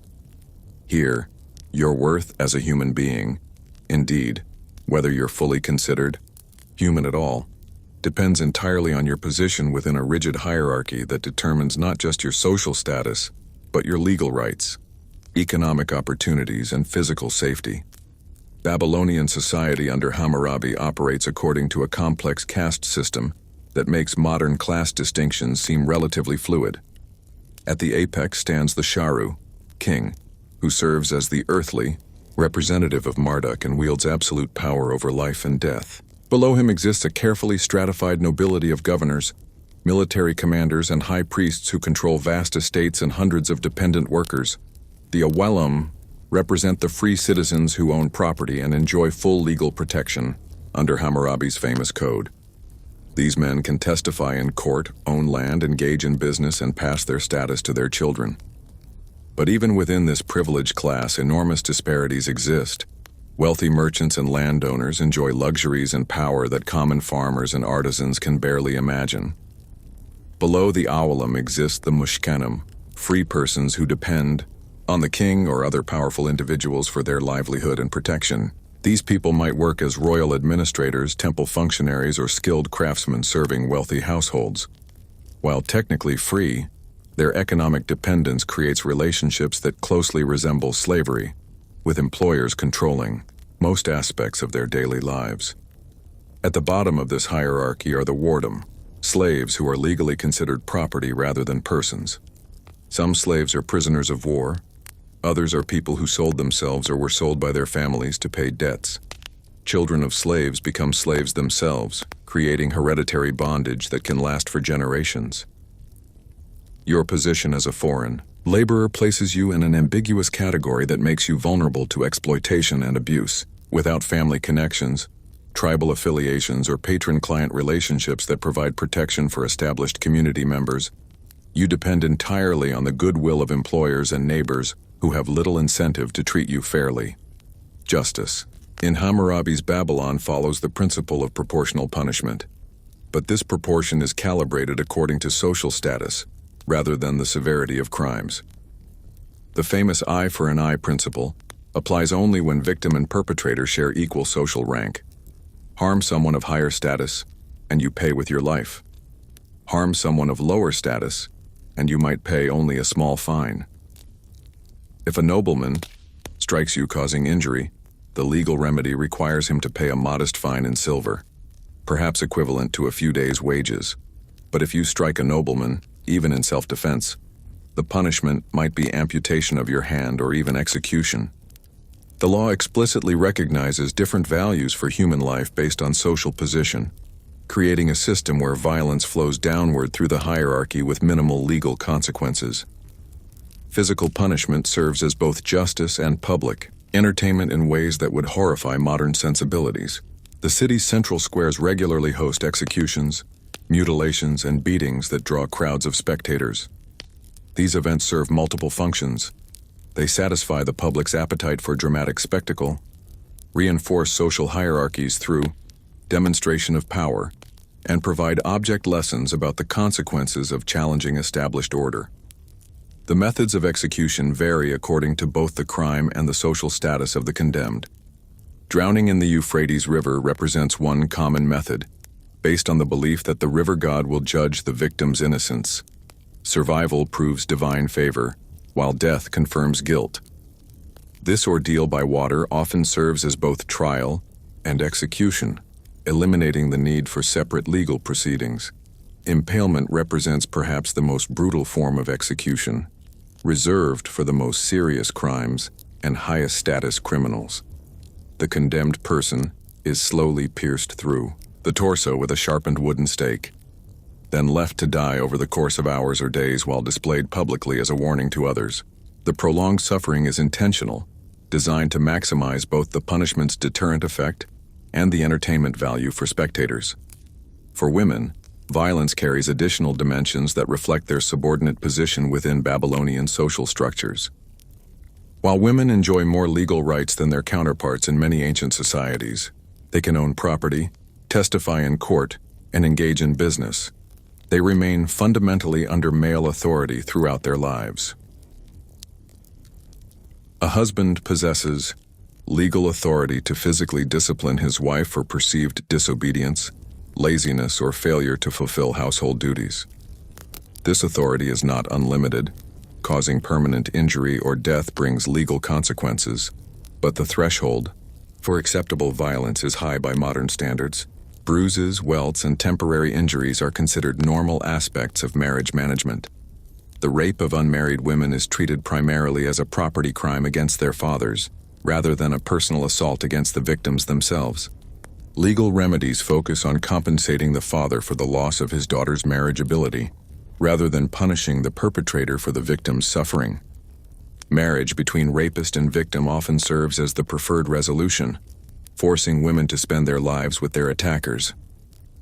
Children exist at the absolute mercy of their parents, particularly their fathers, who possess near absolute authority over their offspring. A father may sell his children into temporary slavery to pay debts, arrange marriages for daughters as young as 12, or physically discipline them without legal restriction. Infanticide, while not explicitly approved, often goes unpunished when applied to deformed, sickly, or unwanted infants. The legal system operates with efficiency that often sacrifices accuracy for speed. Trials may last only minutes, with judges rendering decisions based on limited evidence and testimony from witnesses whose credibility varies according to their social status. A nobleman's word carries more weight than extensive testimony from commoners, creating a system where truth matters less than social connections. Evidence in legal proceedings often includes supernatural elements that would be inadmissible in modern courts. Oaths sworn before gods carry tremendous weight, as perjury is believed to bring divine punishment worse than any human court could impose. Ordeals, trials by fire, water, or poison, allow the gods to render judgment when human evidence proves insufficient.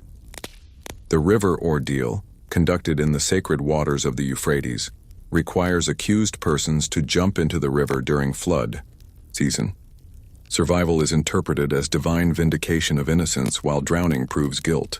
This system eliminates the need for complex legal proceedings, while providing entertainment for spectators who gather to watch these dramatic trials. Foreigners like yourself occupy a particularly vulnerable position within this legal system. Without family connections or community standing, you have few protections against exploitation or abuse. Your foreign appearance, unfamiliar customs, and inability to navigate local social networks mark you as an easy target for those seeking to profit from your disadvantage. Many foreigners survive only by attaching themselves to powerful households as servants or dependents, trading personal freedom for physical protection and economic security. These relationships, while providing some safety, create new forms of vulnerability as patrons can withdraw protection at will, leaving their dependents defenseless against enemies or creditors. Even speech carries physical risks in a society where honor and respect are maintained through violence.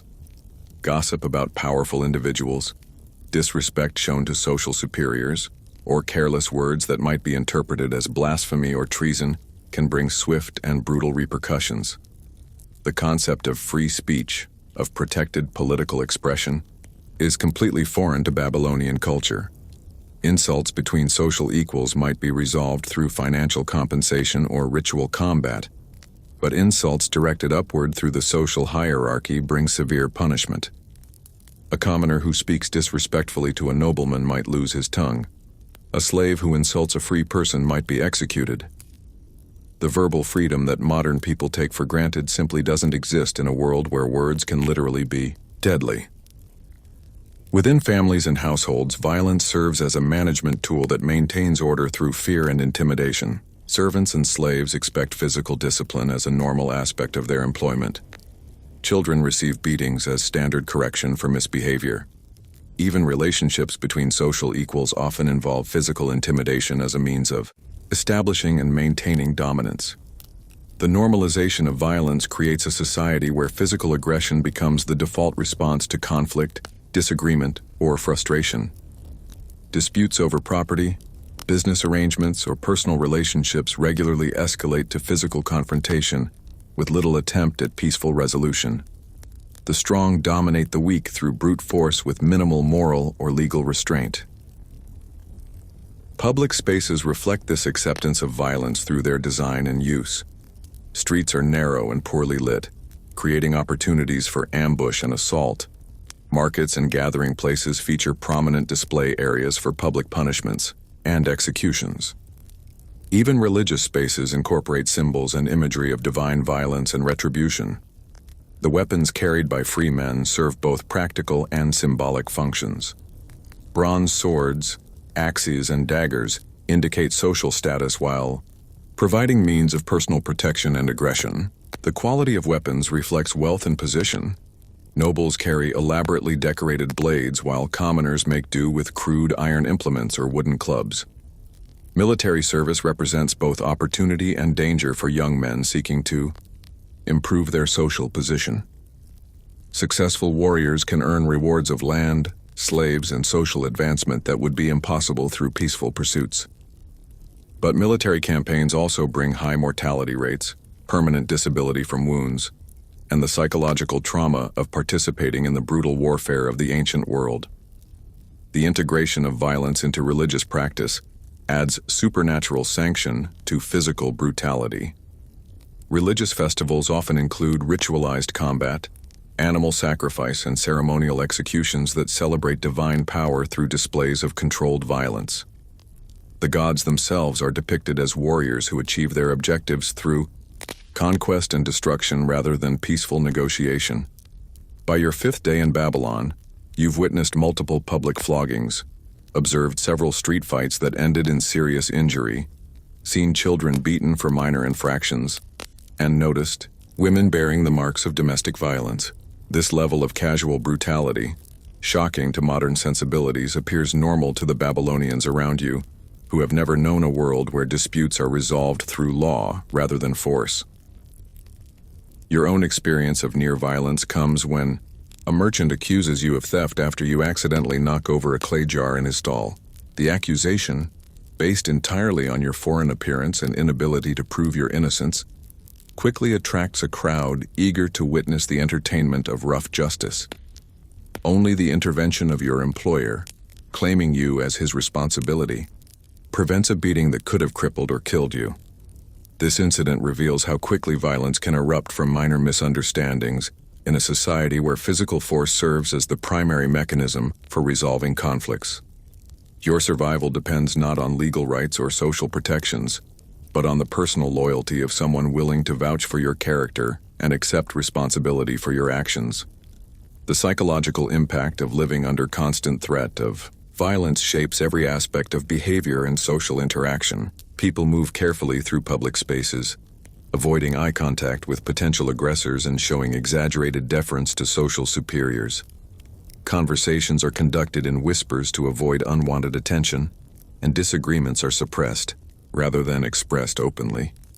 Children learn early to recognize the signs of impending violence and to position themselves for safety when conflicts begin to develop. They observe which adults command respect through fear and which appear vulnerable to attack. These lessons in social dynamics, learned through observation of real violence rather than abstract instruction, create personalities adapted to survival in a harsh social environment. Women develop particular skills for avoiding male violence while fulfilling their social obligations.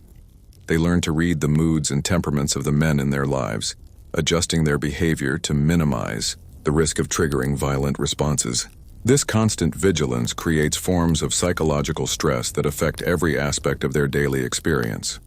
The economic costs of violence create additional burdens for society as a whole. Medical care for the wounded, support for widows and orphans, and replacement of workers killed or disabled by violence consume resources that could otherwise improve living conditions. The fear of violence discourages travel, trade, and innovation that might otherwise contribute to economic development.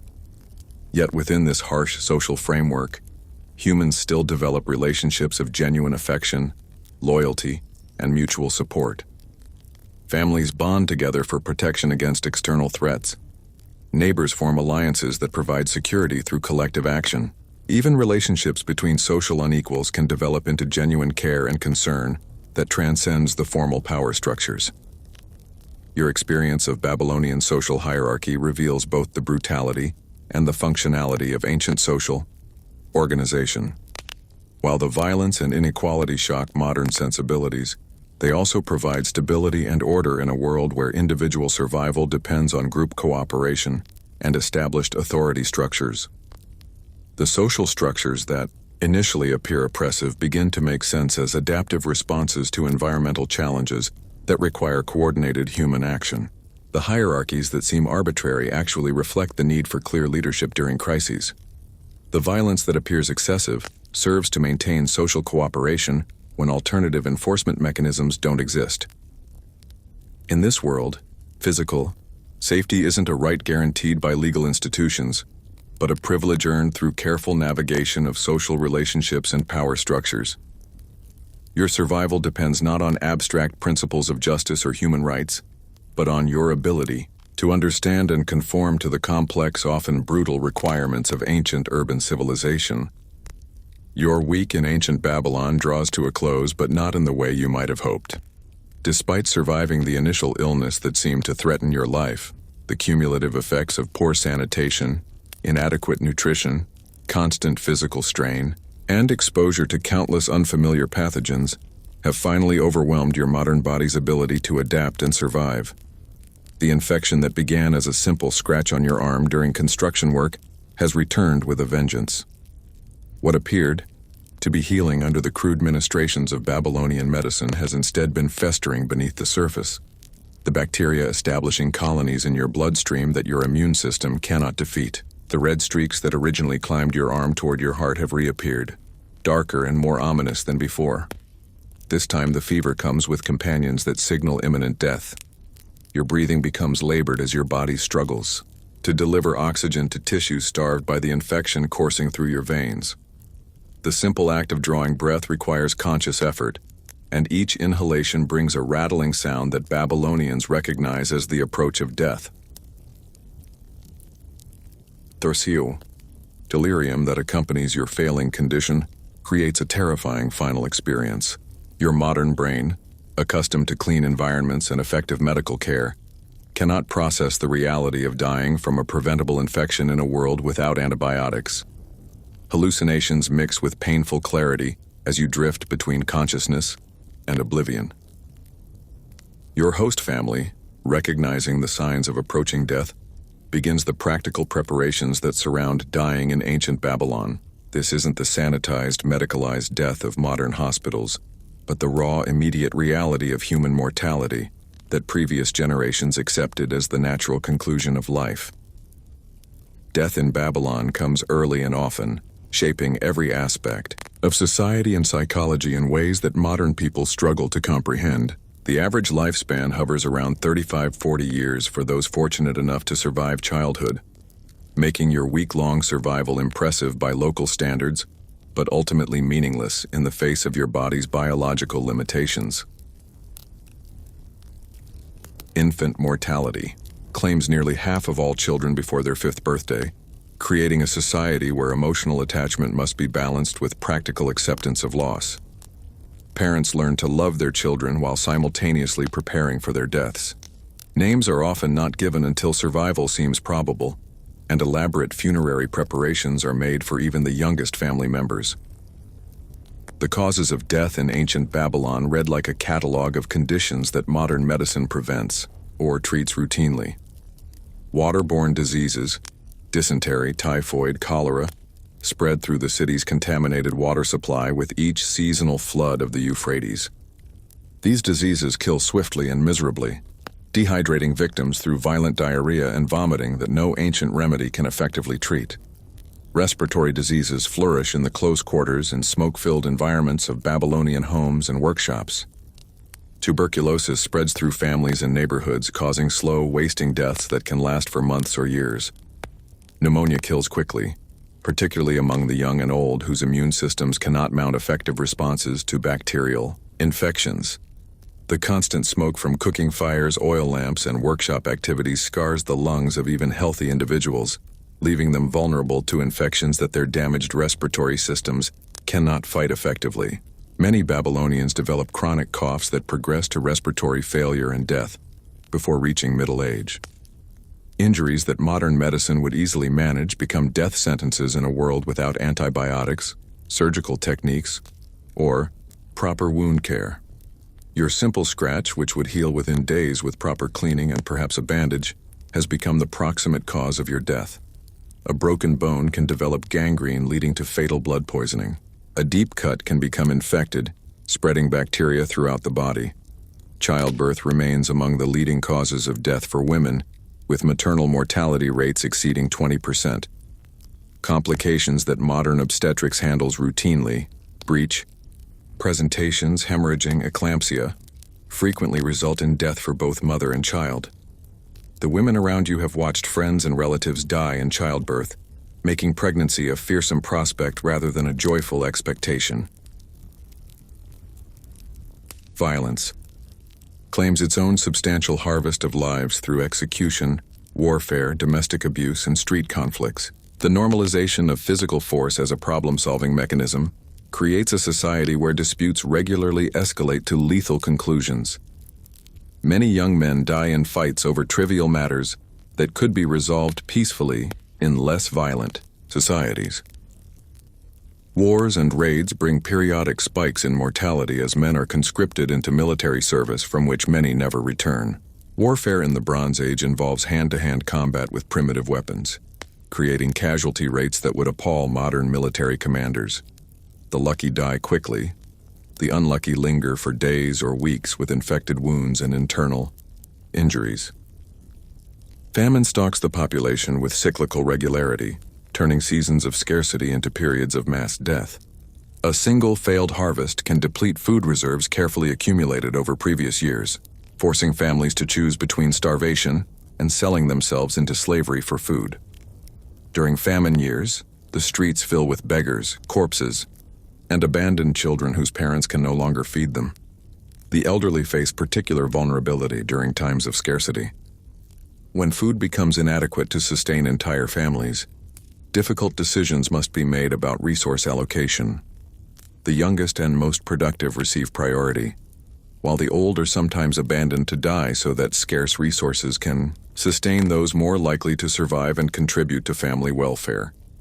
Diseases that modern vaccination prevents entirely periodically sweep through Babylonian populations in devastating epidemics. Smallpox, measles, and other viral infections spread rapidly through the closely packed urban population, killing thousands in a matter of weeks. Without understanding of contagion or quarantine procedures, these epidemics burn through the city until they exhaust their supply of susceptible victims. As your own death approaches, you experience the reality of dying in ancient Babylon without modern palliative care or pain management. There are no hospitals to provide comfort during your final hours, no hospice care to ease your transition from life to death, no effective medications to control the pain and suffering that accompany your body's failure. Your pain management consists entirely of wine, beer, and perhaps poppy juice if your family can afford such expensive medicine. The alcohol provides some relief, but also contributes to dehydration and confusion. The poppy juice, while containing natural opiates, comes in unpredictable concentrations that might provide relief or cause dangerous respiratory depression. Religious beliefs offer little comfort to someone facing death in ancient Babylon. The afterlife awaits almost everyone in the form of a grim, dusty underworld ruled by the goddess Ereshkigal, where the dead exist as shadows of their former selves, dependent on offerings from living relatives for sustenance. This underworld isn't a place of punishment for the wicked or reward for the virtuous. It's simply where everyone goes when they die, rich and poor, good and evil alike. Only exceptional heroes, kings, and those specially favored by the gods might hope for something better than this shadowy existence after death. For ordinary people like yourself, death represents not transition to a better realm, but simply the end of consciousness and the beginning of a sad, diminished existence that depends entirely on the memory and generosity of survivors. The fear of improper burial often exceeds the fear of death itself among Babylonians. Without correct funerary rites, your ghost might wander restlessly, unable to find peace in the underworld and potentially returning to harm the living. This creates enormous pressure on families to provide appropriate burial ceremonies even when they cannot afford the necessary expenses. Your burial preparations begin while you're still alive but clearly dying. Family members discuss the ceremonies required, the grave goods that should accompany your body, and the ongoing obligations they will assume to provide offerings for your spirit. These discussions, conducted in your hearing while you drift in and out of consciousness, underscore the immediate practicality with which Babylonians approach death. The physical process of dying in ancient Babylon involves no privacy or dignity by modern standards. You die in the same room where you lived, surrounded by family members who continue their daily activities while monitoring your condition. Children play nearby, adults conduct business, and life continues around your deathbed without the hushed reverence that modern cultures associate with dying. Your body's failure progresses predictably as the infection spreads throughout your system. Your temperature spikes beyond your ability to regulate, causing convulsions and delirium. Your heart struggles to pump blood that has been thickened by dehydration and infected with bacteria. Your kidneys fail, causing toxins to accumulate in your bloodstream and contributing to the confusion and pain of your final hours. The moment of death, when it finally arrives, brings relief rather than tragedy to those around you. Your suffering ends, their obligation to care for you concludes, and the practical necessities of disposal and mourning can begin. Death in ancient Babylon is not a medical failure to be prevented at all costs, but a natural conclusion to life that must be accepted and managed efficiently. Your body is washed by family members within hours of death, as the heat makes rapid burial essential. The washing process, conducted with the same contaminated water used for daily hygiene, is more symbolic than sanitary. Your corpse is wrapped in simple cloth, the same rough fabric that served as your clothing during life, and prepared for immediate burial. Grave goods accompany your body based on your social status and the family's resources. As a foreign laborer with limited means, you're buried with basic necessities for the afterlife: a clay cup for drinking, a simple knife for protection, and perhaps a few pieces of bread for sustenance during your journey to the underworld. The burial itself takes place in a simple grave dug in the earth outside the city walls, where cemeteries sprawl across the desert landscape. Your grave is unmarked except perhaps by a small stone or mud brick marker that will soon disappear under wind-blown sand. Within a year, nothing will remain visible of your burial site. Preservation of your body is minimal and temporary. Without embalming techniques or protective sarcophagi, decomposition begins immediately in the hot, dry climate. Within months, only bones remain in your shallow grave. The clay vessels buried with you may survive longer than your physical remains, serving as the only archaeological evidence of your brief existence. Memory of your life fades as quickly as your body decomposes. In a society with limited literacy and no photography, individual stories disappear within a generation unless they involve people of exceptional importance. Your name, your personality, your struggles and hopes. All of these vanish from human memory as if you had never existed.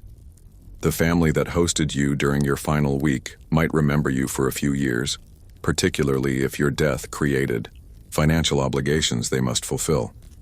But their memories will focus on practical concerns: the cost of your burial, the inconvenience of your illness, the space your absence creates in their household, rather than sentimental attachment to your individual personality.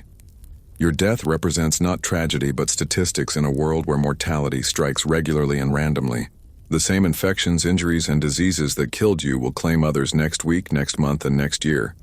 Your individual death disappears into the background of constant mortality that defines human existence in the ancient world. The broader meaning of your death extends beyond personal tragedy.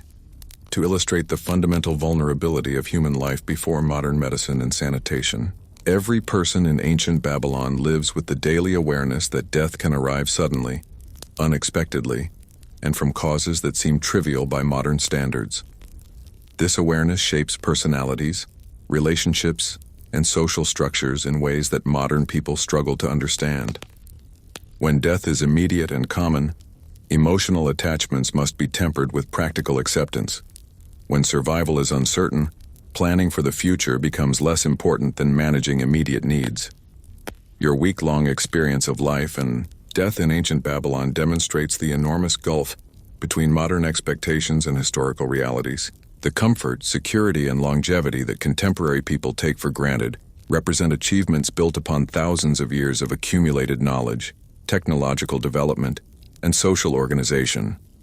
As consciousness fades during your final hours, you might briefly appreciate the magnitude of human progress that separates your modern world from this ancient one. The clean water, effective medicine, adequate nutrition, and physical safety that define contemporary life represent luxuries that no amount of wealth or power could purchase in ancient Babylon.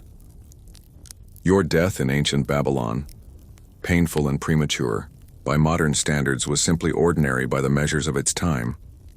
You have experienced what billions of humans throughout history accepted as the normal conclusion of life, brief, difficult, and ultimately forgotten by all but those who briefly shared your struggle for survival. Still think you could have survived in ancient Babylon? The romanticism of the ancient world dissolves quickly when confronted with its brutal realities. We envision Babylon through the lens of its greatest achievements.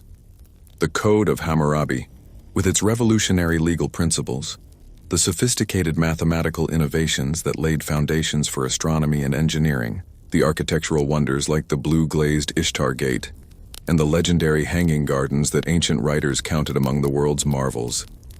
We see Babylon as the birthplace of urban civilization, the cradle of writing, the foundation of legal systems that still influence modern jurisprudence. We marvel at the complexity of its society, the sophistication of its literature, the advanced nature of its administrative systems that managed vast territories and diverse populations through bureaucratic innovations that wouldn't be matched for millennia. But these pinnacle achievements, magnificent as they were, rested upon a foundation of daily suffering, physical hardship, and human misery that we can barely comprehend from our modern vantage point. The Code of Hammurabi, revolutionary in establishing written law, explicitly codified a society where human worth was measured by social position and justice was calibrated according to class rather than principle. The mathematical achievements that enabled architectural marvels were developed by scribes whose fingers were permanently deformed by years of pressing styluses into clay tablets. The truth is that almost everyone in history, your ancestors, every single one of them, lives a physical hardship that would be considered torture by contemporary standards.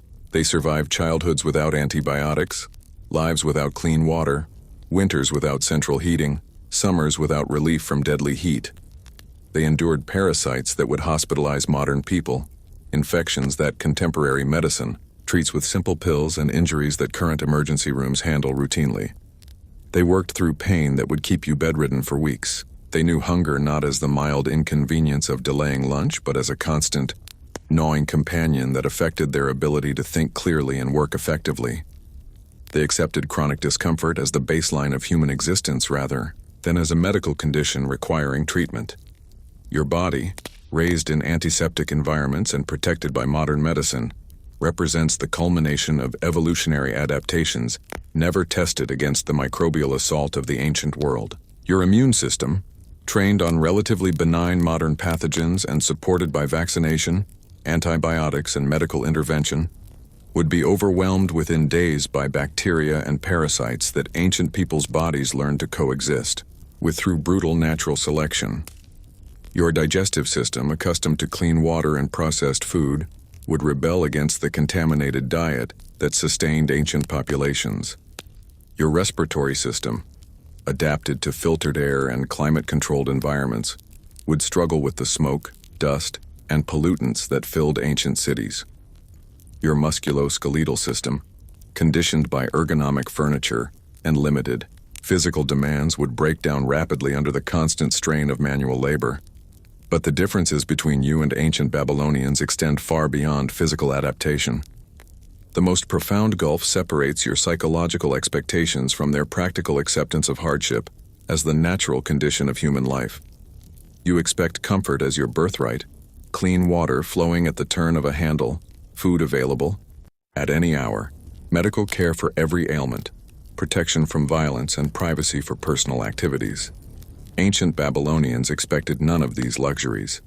Their baseline assumptions about human existence were calibrated to a reality where suffering was normal, death was common and early, and comfort was a brief respite from constant struggle rather than a sustainable lifestyle. They weren't merely stoic about physical pain. They had never known a world without it.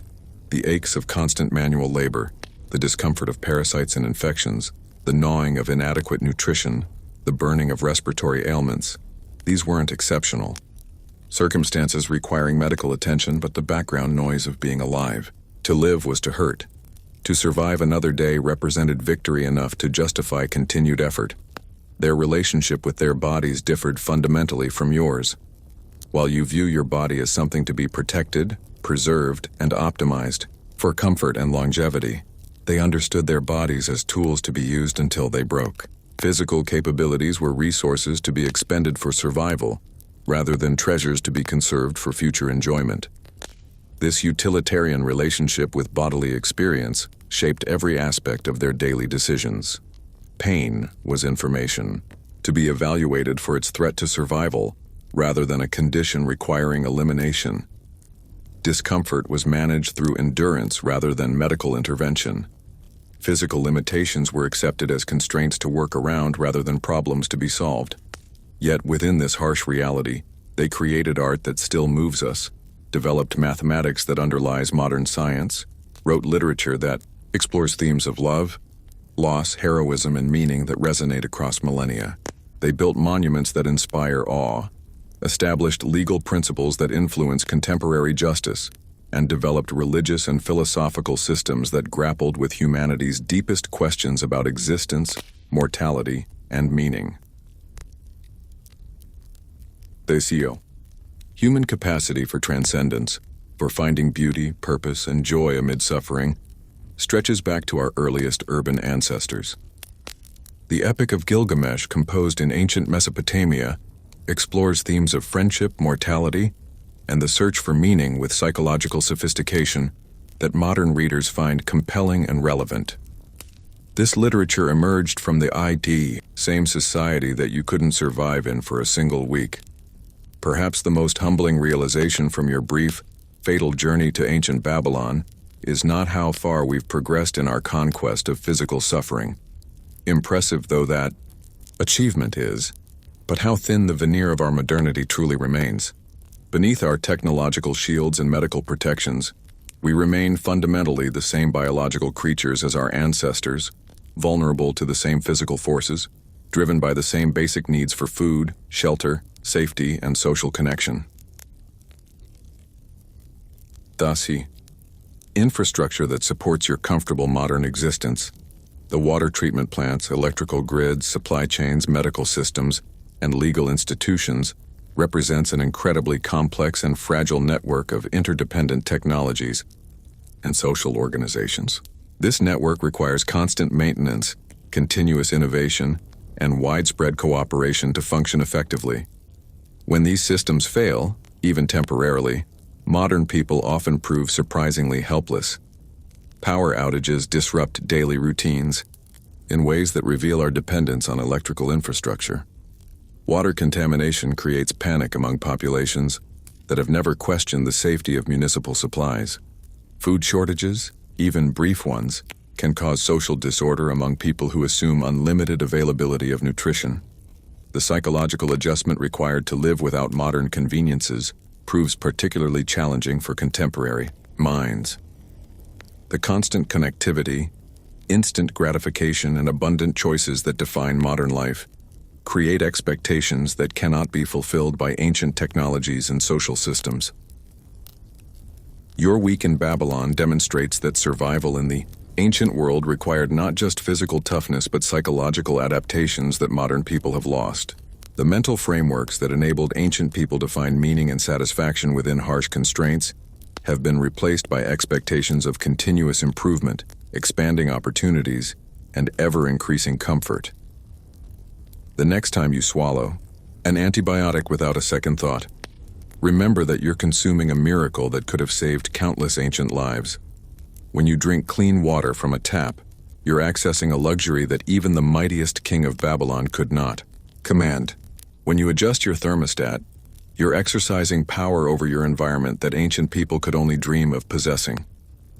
When you sleep through the night without fear of violence, disease, or hunger, you're experiencing security that most humans throughout history never knew. When you recover from injuries or illnesses that would have been fatal in ancient times, you're benefiting from accumulated medical knowledge that represents thousands of years of human learning and innovation. The electric lights that illuminate your evenings, the refrigeration that preserves your food, the transportation that connects you to distant places, the communication technologies that link you to other humans across the globe. All of these represent solutions to problems that tormented every previous generation of human beings. But perhaps most remarkably, these technological achievements have been accompanied by moral and social progress that ancient Babylonians would find equally miraculous. The concepts of human rights, individual dignity, gender equality, and social justice that modern societies aspire to, even when they fail to achieve them perfectly, represent ethical advances that transcend mere technological improvement. The idea that all humans possess inherent worth regardless of social status, that violence should not be the primary means of resolving disputes, that children and women deserve protection from abuse, that the powerful should be constrained by law rather than ruling through arbitrary force. These principles would seem revolutionary to ancient Babylonians, whose society explicitly rejected such notions. Your failure to survive in ancient Babylon illustrates not personal inadequacy, but the magnitude of civilizational achievement that separates your world from theirs. Every breath you take without conscious effort, every drink of clean water, every night of safe sleep, every day free from backbreaking labor represents a victory over the harsh conditions that defined human existence for most of our species. History. The suffering and early death that claimed you in ancient Babylon were not aberrations but the normal human condition for thousands of years. The comfort, health, and longevity that you take for granted in modern life represent extraordinary achievements that required countless innovations, massive social cooperation, and enormous investments of human effort and resources. Understanding this historical perspective should inspire not just gratitude for modern conveniences, but profound respect for the generations who survived long enough, under conditions we can barely imagine, to make our comfortable existence possible. Every ancestor whose line led to you successfully reproduced, despite facing challenges that would quickly kill modern people unprepared for such hardship. Their survival was not guaranteed, but achieved through combinations of luck, endurance, adaptability, and mutual support that enabled human civilization to persist through millennia of difficulty. Their struggles, largely forgotten by history, made possible the accumulated knowledge, technological capabilities, and social institutions that protect and sustain contemporary life. The ancient Babylonians whose city claimed your life were not primitive people lacking intelligence or capability. They were humans as cognitively sophisticated as contemporary people, working with the limited tools and knowledge available to their time, while facing environmental and social challenges that would overwhelm modern societies. Within the constraints of their harsh world, they achieved remarkable innovations in law, mathematics, architecture, literature, and social organization. Their accomplishments become even more impressive when understood in the context of the daily suffering and constant struggle that formed the background of their achievements. Your brief experience of their world, ending in the same early death that claimed most ancient people, should deepen rather than diminish appreciation for their accomplishments. They created the foundations of urban civilization while enduring conditions that you couldn't survive for a single week. The next time you encounter historical accounts of ancient achievements, remember the human cost that made them possible. Behind every monument, every legal code, every work of literature, every mathematical breakthrough stood real people whose daily lives were defined by physical hardship, constant insecurity, and the ever-present possibility of sudden death. Yet, they persevered, innovated, loved their families, worshipped their gods, and built civilizations whose influences echo through millennia. Their combination of suffering and achievement, of limitation and transcendence, reveals both the fragility and the resilience of human nature under extreme conditions. You wouldn't last a week in ancient Babylon. Neither would any other modern person suddenly transported to that harsh world without preparation, support, or the gradual adaptation that enabled ancient people to survive. But recognizing our vulnerability to conditions that our ancestors overcame daily should inspire not shame, but wonder at the human capacity for survival, adaptation, and achievement under circumstances that seem impossible to endure. Your imaginary death in ancient Babylon serves as a reminder that civilization is not inevitable, progress is not guaranteed, and the comfortable world you inhabit exists only through the continued effort, cooperation, and innovation of countless people working to maintain and improve the systems that sustain modern life. The ancient Babylonians who built the first great urban civilization did so without knowing whether their efforts would succeed, whether their children would survive, or whether their achievements would outlast their own brief lives. Yet they built anyway, creating foundations upon which all subsequent human progress has rested. Their example suggests that humans can find meaning, purpose, and even joy within conditions of extreme hardship when those conditions are accepted as the unchangeable context for life rather than problems requiring solution. This psychological adaptation, the ability to build meaningful lives within harsh constraints, represents a capacity that modern people have largely lost, but might need to rediscover if our comfortable civilization proves less permanent than we assume. The lesson of your week in ancient Babylon is not that modern life is soft or contemporary people are weak, but that human civilization represents an ongoing achievement that requires constant effort to maintain and improve. Every generation must choose whether to preserve, extend, or abandon the progress inherited from their predecessors. Understanding how difficult life was for most humans throughout history should inspire not just gratitude for present comforts, but commitment to ensuring that the achievements of civilization continue to benefit future generations, who will face their own unique challenges while building upon the foundations we leave for them.